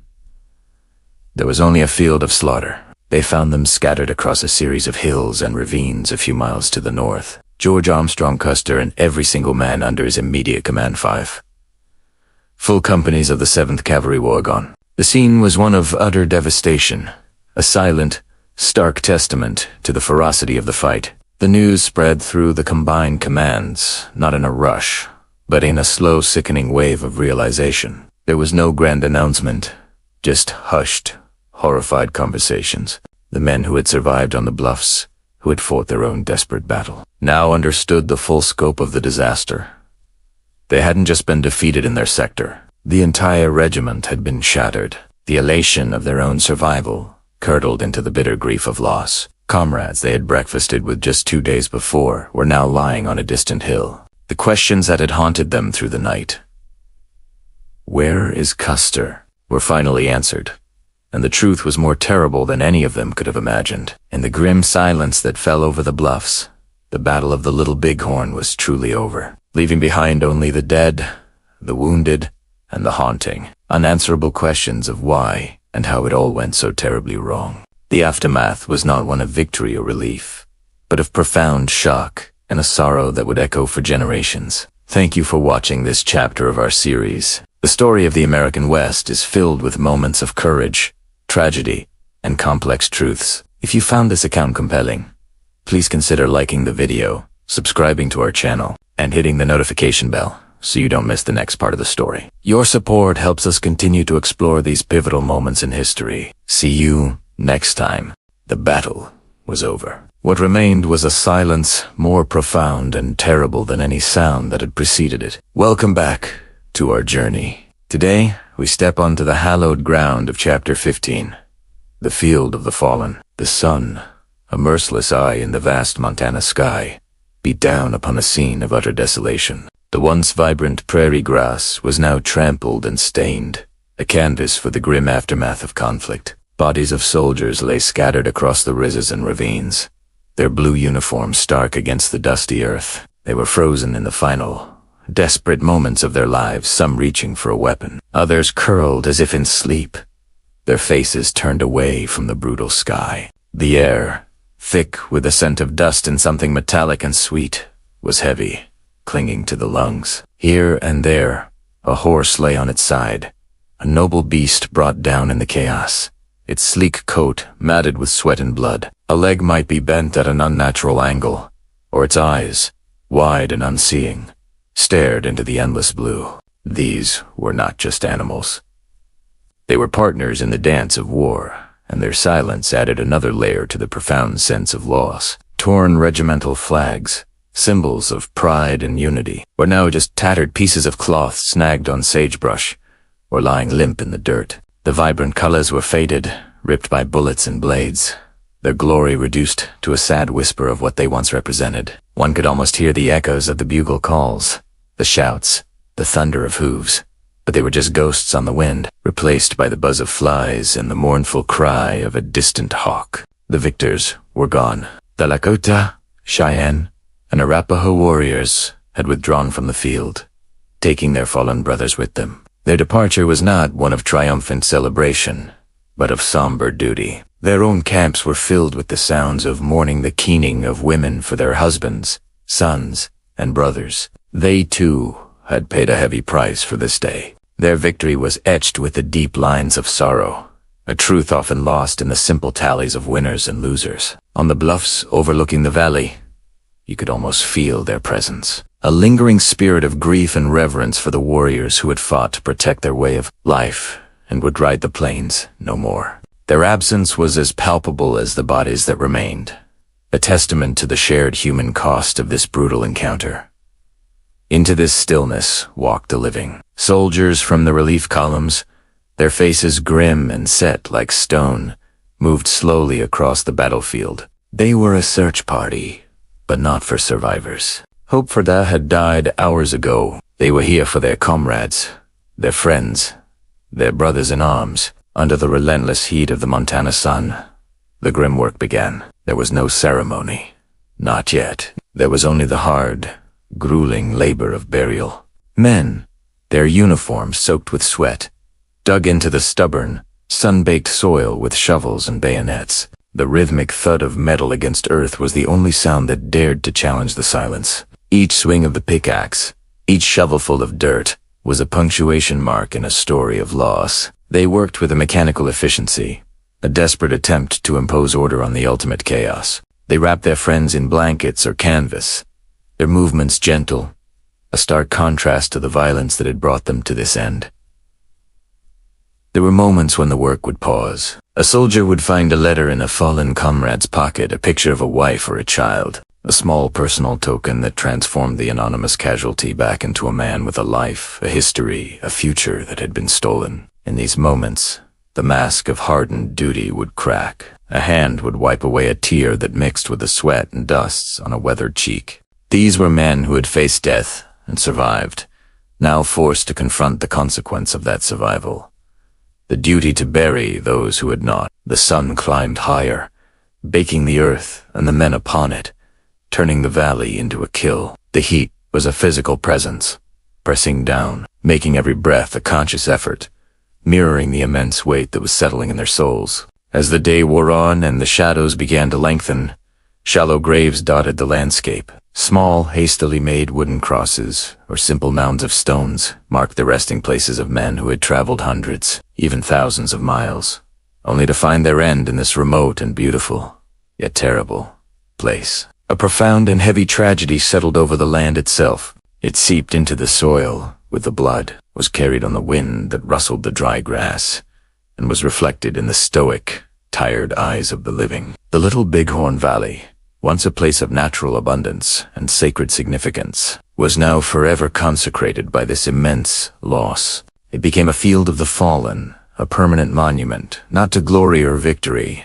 but to the devastating cost of conflict. The weight of it all, the shattered lives, the grieving families far away, the unfulfilled dreams, was a palpable force. It was a sorrow that the land itself seemed to absorb, a scar that would never fully heal. The sun finally dipped below the horizon, painting the sky in hues of orange and purple.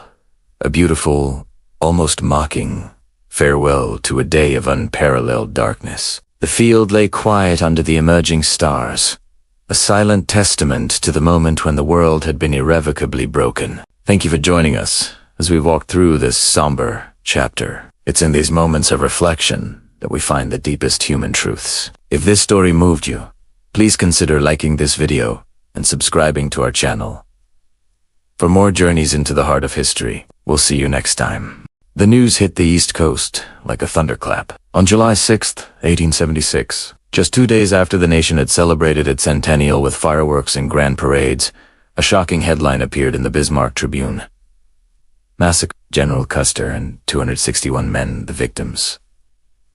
The story was so unbelievable, so contrary to the narrative of inevitable progress and manifest destiny, that many initially dismissed it as a hoax, a cruel joke. But as more dispatches trickled in, the horrifying truth began to sink in. George Armstrong Custer, the golden-haired boy general, the dashing and seemingly invincible cavalryman, was dead, and his entire immediate command was gone with him. America was stunned.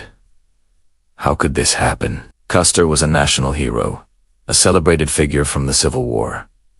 He represented the very peak of American military prowess. The idea that he could be so utterly defeated by a force of Native American warriors was almost inconceivable to the public. It shattered the widespread and deeply ingrained belief in the superiority of the U.S. military and, by extension, the white race. The public reaction was a mixture of grief, disbelief, and a burning desire for answers, and very quickly, for revenge.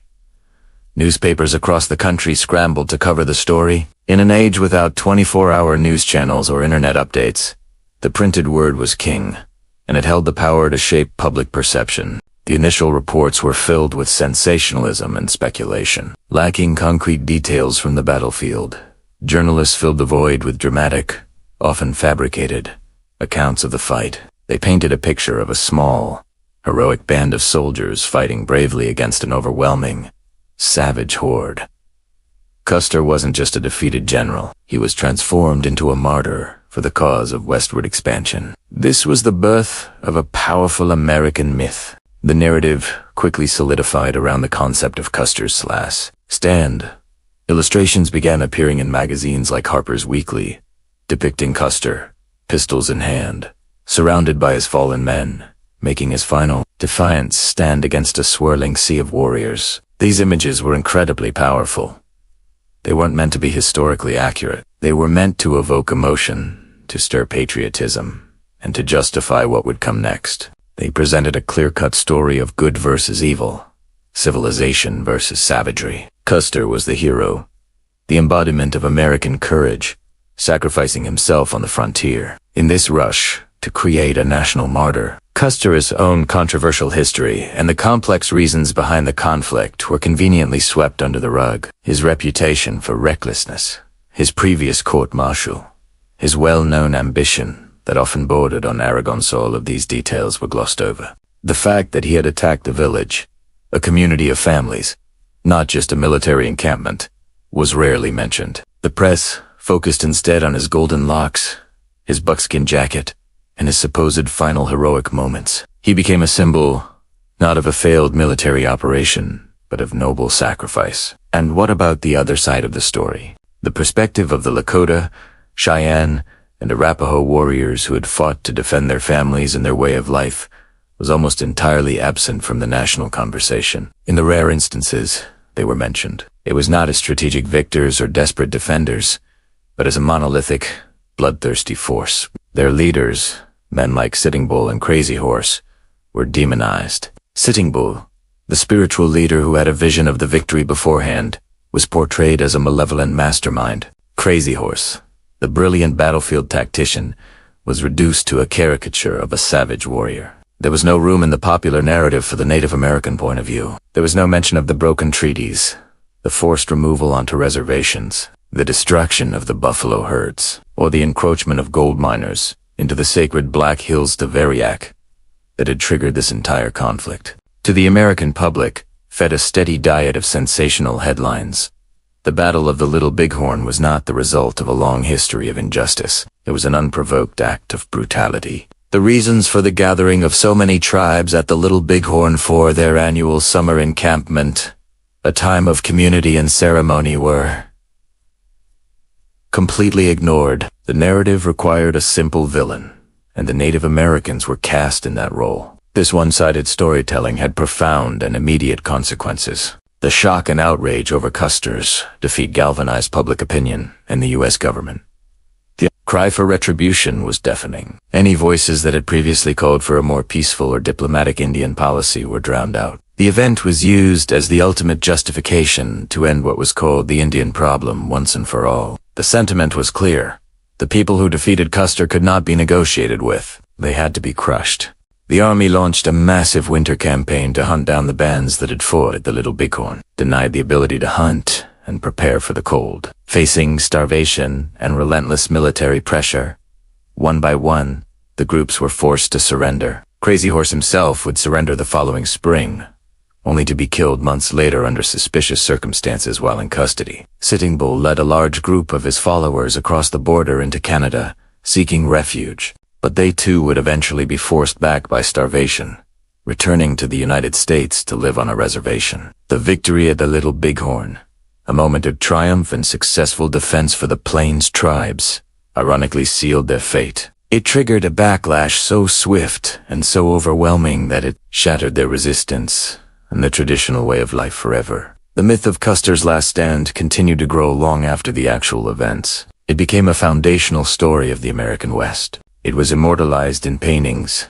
poems, books, and later, in countless Hollywood films. The most famous depiction, a lithograph by Anheuser-Busch, was distributed to saloons and taverns across the country, ensuring that the image of Custer's heroic final moments was seared into the national consciousness. For generations of Americans, this was the only version of the story they knew. It was a simple, compelling tale of heroism in the face of insurmountable odds, but it was a tale built on a foundation of omissions and distortions. It erased the humanity of the Native Americans, ignored the legitimate grievances that led to the war, and glorified a man whose actions were, at best, reckless, and, at worst, an act of aggressive invasion. The real story of the Battle of the Little Bighorn is far more complex. It's a story of a clash of cultures, of broken promises, and of a desperate fight for survival. It is the story of a great victory for the Lakota and Cheyenne that ultimately led to their final defeat.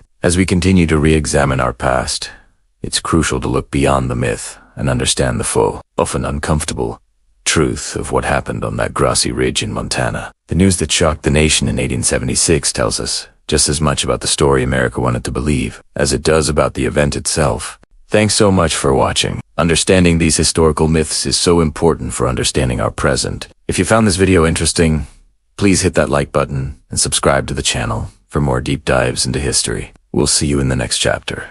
0 o'clock. Hello and welcome back to our series. In our last chapter, we witnessed one of the most stunning and talked about moments in the history of the American West. A powerful victory for the Lakota, Sioux, Cheyenne, and Arapaho warriors against the U.S. Army. It was a moment of incredible triumph, a testament to their strategic brilliance, courage, and determination to protect their way of life. For the warriors who fought that day, and for their communities, it was a moment of pure, exhilarating success. They had faced a formidable enemy and had emerged victorious. It felt like the tide might finally be turning. 0:45. But as we'll explore in today's chapter, history is rarely so simple. A single victory, no matter how significant, does not win a war. especially when waged against a nation with seemingly limitless resources and an unyielding drive for expansion. This great victory, celebrated in the camps along the Little Bighorn, would ultimately prove to be fleeting. It was a brilliant flash of light before a long, encroaching darkness. The joy was real, but the cost, as they would soon discover, would be immense. The United States government and the American public would not let this defeat stand. 1:30, the news of the defeat sent shockwaves across the United States. It was the nation's centennial year, 1876, a time of national pride and celebration of 100 years of progress. The idea that a technologically advanced army could be so thoroughly defeated by what many in the East condescendingly called savages was not just a military embarrassment. It was a deep wound to the national psyche. The public outcry was immediate and deafening. Newspapers fueled the fire with sensational headlines, calling for retribution and demanding a swift and final solution to the Indian problem. 2:15. The government's response was exactly what you might expect. Swift, massive, and utterly overwhelming. The defeat wasn't seen as a reason to reconsider policy or to negotiate. Instead, it was used as the ultimate justification for an even more aggressive military campaign. The goal was no longer just to push the tribes back onto their designated lands. The new objective was to break their power completely, to crush their ability to resist, and to end their traditional way of life. Once and for all. More troops, more forts, and more resources were poured into the region than ever before. 3 o'clock, the army launched a relentless winter campaign, a brutal tactic that had proven effective in the past. While the tribes traditionally hunkered down for the harsh winter months, conserving resources and staying with their families, the U.S. Army now used the freezing temperatures and deep snow as a weapon. Soldiers, better equipped for the cold, could track and attack native encampments when they were at their most vulnerable. Food supplies were destroyed, pony herds were captured or scattered, and villages were burned to the ground, leaving families exposed to the elements with no shelter and no way to feed themselves. 3:45. This wasn't a war of pitched battles anymore. It was a war of attrition. The army relentlessly pursued the scattered bands of Sioux and Cheyenne across the freezing plains. The large, unified force that had won the great victory was forced to break apart into smaller, more mobile groups just to survive. They were constantly on the move, hunted and harassed, with no time to rest, hunt properly, or recover. Hunger and exhaustion became constant companions. The warriors could fight, but they couldn't fight starvation and the relentless cold that afflicted their wives and children. 4:30, faced with this impossible situation, the will to resist began to erode. One by one, band by band, leaders saw the writing on the wall. Continuing the fight meant condemning their people to a slow, agonizing death from starvation and exposure. The choice was a heartbreaking one: surrender and accept life on a reservation, or watch their families perish. By the spring and summer of 1877, just 1 year after their greatest triumph, the vast majority of the Sioux and Cheyenne tribes had been forced to give up. They walked into the agencies and reservations, defeated not just by bullets, but by a systematic campaign of destruction against their very means of survival. The fate of the two most prominent leaders of the resistance serves as a powerful symbol of this tragic outcome. Crazy Horse, the brilliant and revered war chief, the mystic warrior who had led the charge in the victorious battle, eventually saw no other option for his people. He surrendered in May of 1877, hoping to secure peace and provisions for his starving followers. He was promised safety and respect. However, the atmosphere at the reservation was thick with suspicion and fear. Rumors flew, and misunderstandings with the military authorities escalated quickly. Just a few months later, in September of that same year, an attempt was made to arrest him. In the confusion and chaos of the moment, a struggle broke out. A guard lunged forward with a bayonet, and Crazy Horse, the unconquered warrior of the plains, was fatally wounded. He was not killed in the heat of a glorious battle, but in a dusty guardhouse, surrounded by his enemies. His death marked a profound and symbolic end to the era of armed resistance on the northern plains. The spirit of the fight seemed to die with him. 6:45? And what of Sitting Bull? The great holy man, the spiritual leader whose vision had inspired the victory, foresaw what was coming. He knew that surrender would mean the end of his people's freedom and culture. Refusing to submit to reservation life, he chose another path. Exile. He gathered his loyal followers and led them north, across the medicine line into Canada. He hoped to find refuge there, a place where his people could live freely as they always had, away from the reach of the U.S. Army. 734, a few years. It seemed to work. They found a temporary peace in the land of the grandmother, as they called Queen Victoria. But life was difficult. The great buffalo herds that had sustained them were also vanishing in Canada, and the Canadian government was wary of their presence, viewing them as refugees from another nation's conflict. Without their primary food source and under constant pressure, their situation grew desperate. Eventually, facing starvation, Sitting Bull had to make the same heart-wrenching choice. In 1881, he, too, led his hungry and exhausted people back across the border to surrender. Las Ocho y Quince.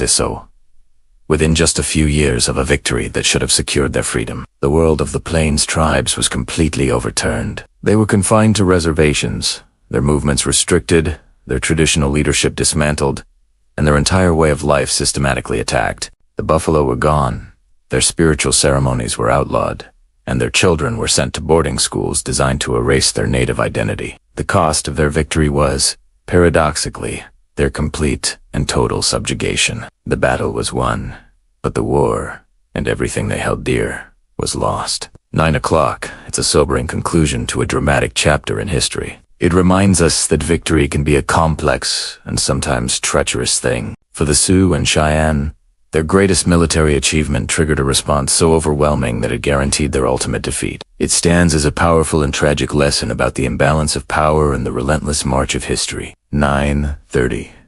Thank you so much for joining us for this chapter. I know this is a difficult part of the story, but it's crucial to understanding the full picture. If you found this video insightful, please give it a thumbs up and consider subscribing to our channel for more deep dives into history. Don't forget to hit the notification bell so you won't miss our next chapter. We truly appreciate your support. See you next time. Hello history buffs, and welcome back to our deep dive into the past. Today, we're exploring a fascinating moment where history and myth collide. We're in Chapter 18, The Legends Take Shape.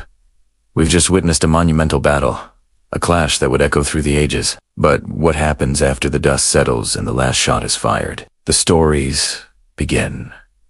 And these stories, as we'll see, are often more powerful than the events themselves. Immediately following the conflict, the narrative began to splinter. For one seed, the battle became a harrowing symbol of a last stand, a tale of doomed heroism against overwhelming odds. For the other, it was a defiant roar of resistance, a desperate and courageous fight to protect a way of life that was rapidly vanishing. It wasn't just a battle anymore. It was a cornerstone for national identity and cultural memory. But whose identity and whose memory? That's the question that fuels the legends. Let us start with one of the most enduring figures to emerge from this crucible.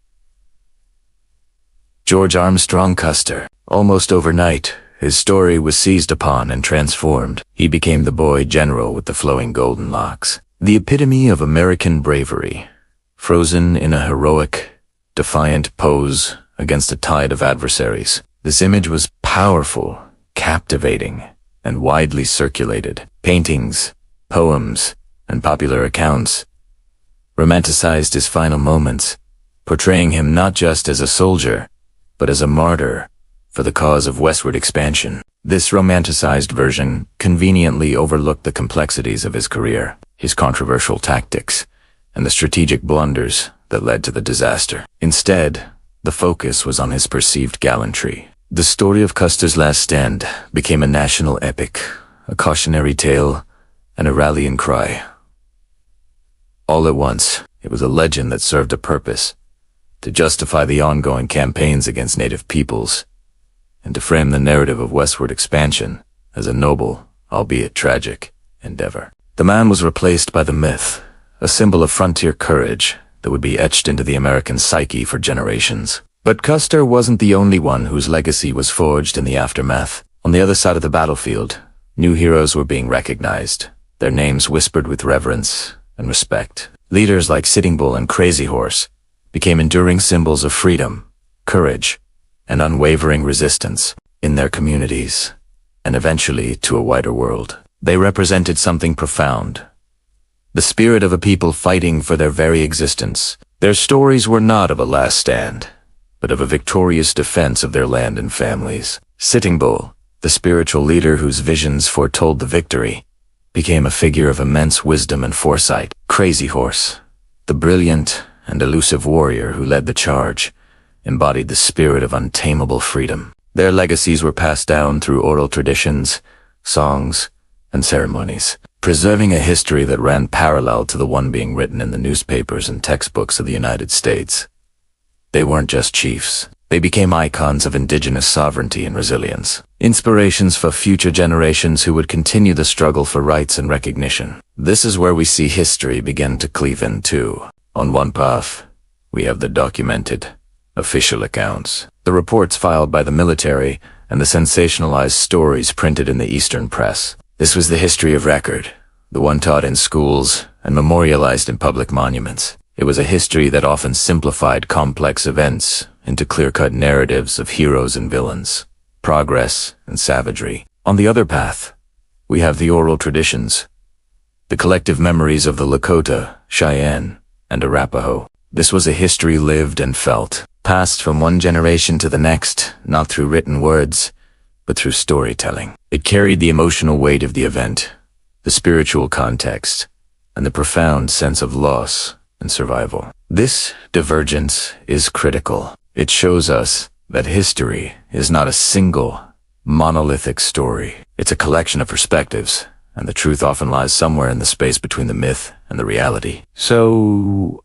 how did the Custer myth become so dominant in American culture for so long? A huge part of the answer lies with his wife, Elizabeth Libby Custer. Following her husband's death, she dedicated her life to crafting and defending his legacy. She wrote best-selling books, including Boots and Saddles, that painted a glowing, intimate portrait of her husband as a chivalrous hero and a devoted family man. Libby was a brilliant public relations strategist before the term even existed. She skillfully controlled the narrative, challenging any account that tarnished his image and promoting the romantic ideal of the fallen soldier. Through her tireless efforts, she ensured that the tragic, heroic version of Custer was the one that endured. She transformed a military defeat into a personal and national tragedy, shaping public opinion for nearly 60 years until her death in 1933. Her work demonstrates the immense power of a single, dedicated voice in shaping how millions of people understand the past. As time went on, these legends solidified. The battlefield itself became a site of pilgrimage and national memory, but the story it told was largely one-sided for many decades. Monuments were erected, not to the native warriors who fought to defend their homeland, but to the soldiers who fell. The narrative was controlled, curated to fit a specific vision of American history. The battle was framed as a singular, tragic event in the grand, inevitable march of manifest destiny. This process of myth-making reveals a lot about a nation's values and anxieties. The romanticization of Custer and the demonization or erasure of his opponents served to ease the national conscience about the often brutal realities of westward expansion. By turning a complex historical event into a simple story of heroism and sacrifice, it became easier to digest, easier to teach, and easier to accept. The myth became a comfortable substitute for a much more complicated and often uncomfortable reality. However, no myth lasts forever unchallenged. Beginning in the mid-20th century and gaining momentum with the civil rights movement, historians and activists began to look at this story with fresh eyes. Books like Bury My Heart at Wounded Knee brought a powerful counter-narrative to a mainstream audience, giving voice to the Native American perspective that had long been silenced or ignored. Scholars began to re-examine the primary sources, questioning the long-accepted heroic narrative. They pointed out the strategic errors, the political motivations, and the broader context of the Indian Wars. The image of Custer began to shift from a flawless hero to a complex and deeply flawed historical figure. Simultaneously, the stories of Sitting Bull, Crazy Horse, and other Native leaders were reclaimed and celebrated, not as antagonists in an American drama, but as protagonists in their own right, fighting for their people's survival. Today, the battle over the battle continues. The site at Little Bighorn now includes a memorial to the Native American participants, a powerful symbol of this changing historical consciousness. It acknowledges that there was more than one side to this story, more than one kind of courage on that field. The conversation has evolved from a simple tale of Custer's last stand to a more nuanced discussion about cultural conflict, land rights, and the very definition of what it means to be an American. The enduring power of these legends teaches us a vital lesson. History is never truly in the past. It is a living, breathing thing that we constantly reinterpret and renegotiate. The stories we choose to tell about events like this say as much about us today as they do about the people who lived them. They reflect our values, our struggles, and our hopes for understanding who we are and how we got here. The legends that took shape in the dust of the battlefield continue to challenge us, forcing us to confront the myths we've inherited and seek out the complex realities they so often conceal. Thank you so much for joining me on this journey into the heart of history and myth. It's a complex topic, and I'm so glad we could explore it together. If you found this interesting, please hit that like button and subscribe to the channel for more deep dives into the stories that shape our world. Don't forget to ring the notification bell so you won't miss our next chapter. We'll see you next time.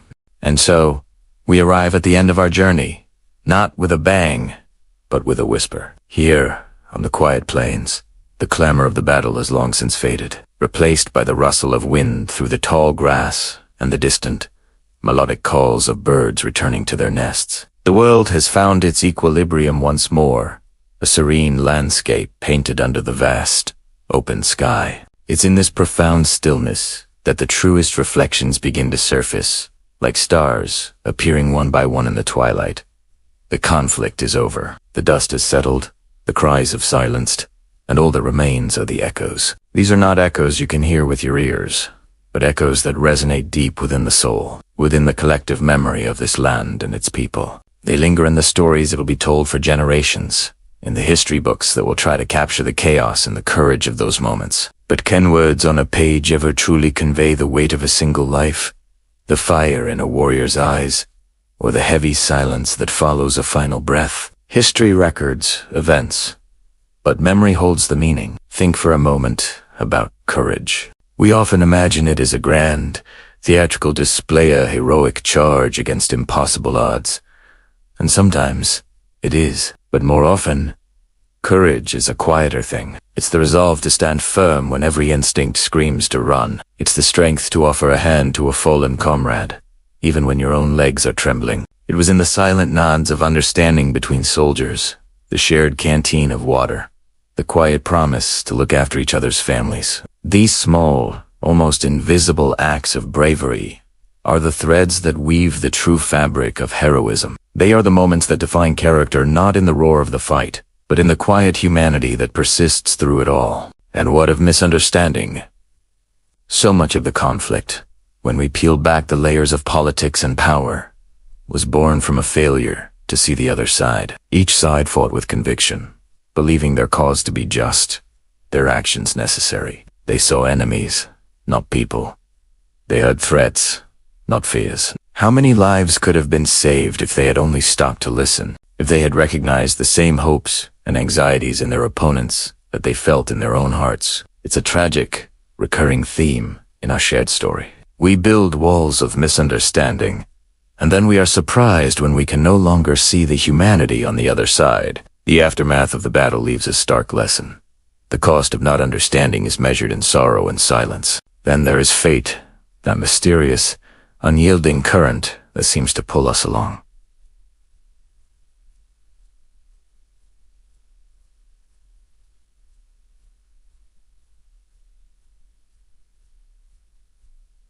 Did fate decree this battle? Were these lives destined to collide on this very field? Or was it all just a cascade of choices, a series of small decisions that snowballed into an inescapable tragedy? Perhaps fate is not a predetermined path, but the consequence of our collective will, our shared blindness, our refusal to choose a different way. The plains don't offer any answers. They simply bear the scars, a silent testament to what has passed. The land endures, indifferent to the reasons why. It absorbs the blood and the tears, and in time, new grass grows. covering the wounds as if to say that life, in its relentless cycle, will always move forward. As we stand here, watching the sun dip below the horizon, the sky transforms into a canvas of deep purples and soft oranges. The day is letting go. The echoes of the past are softening, becoming less of a sharp memory and more of a gentle hum in the background of existence. The battle is now a story, a part of the land's long, complex history. The courage shown, the misunderstandings that fueled the fire. The hand of Fatit all merges into a single, poignant narrative. This is where our story ends, in the gentle embrace of the coming night.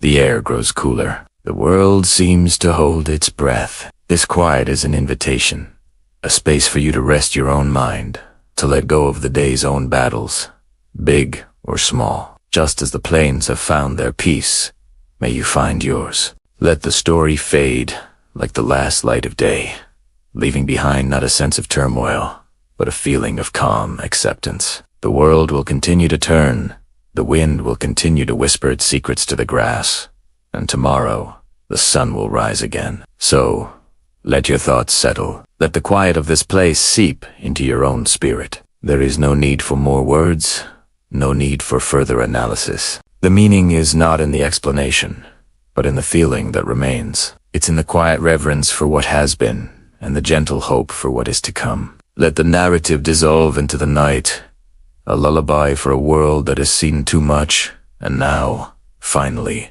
can rest. Thank you for walking this path with me, for listening to these reflections. It means the world to have you here. If you found a moment of peace or a thought to ponder in our time together, please consider liking this video and subscribing to the channel. It helps us continue to create these spaces for reflection. Until we meet again, be well, and may your nights be peaceful. Sleep well. Well.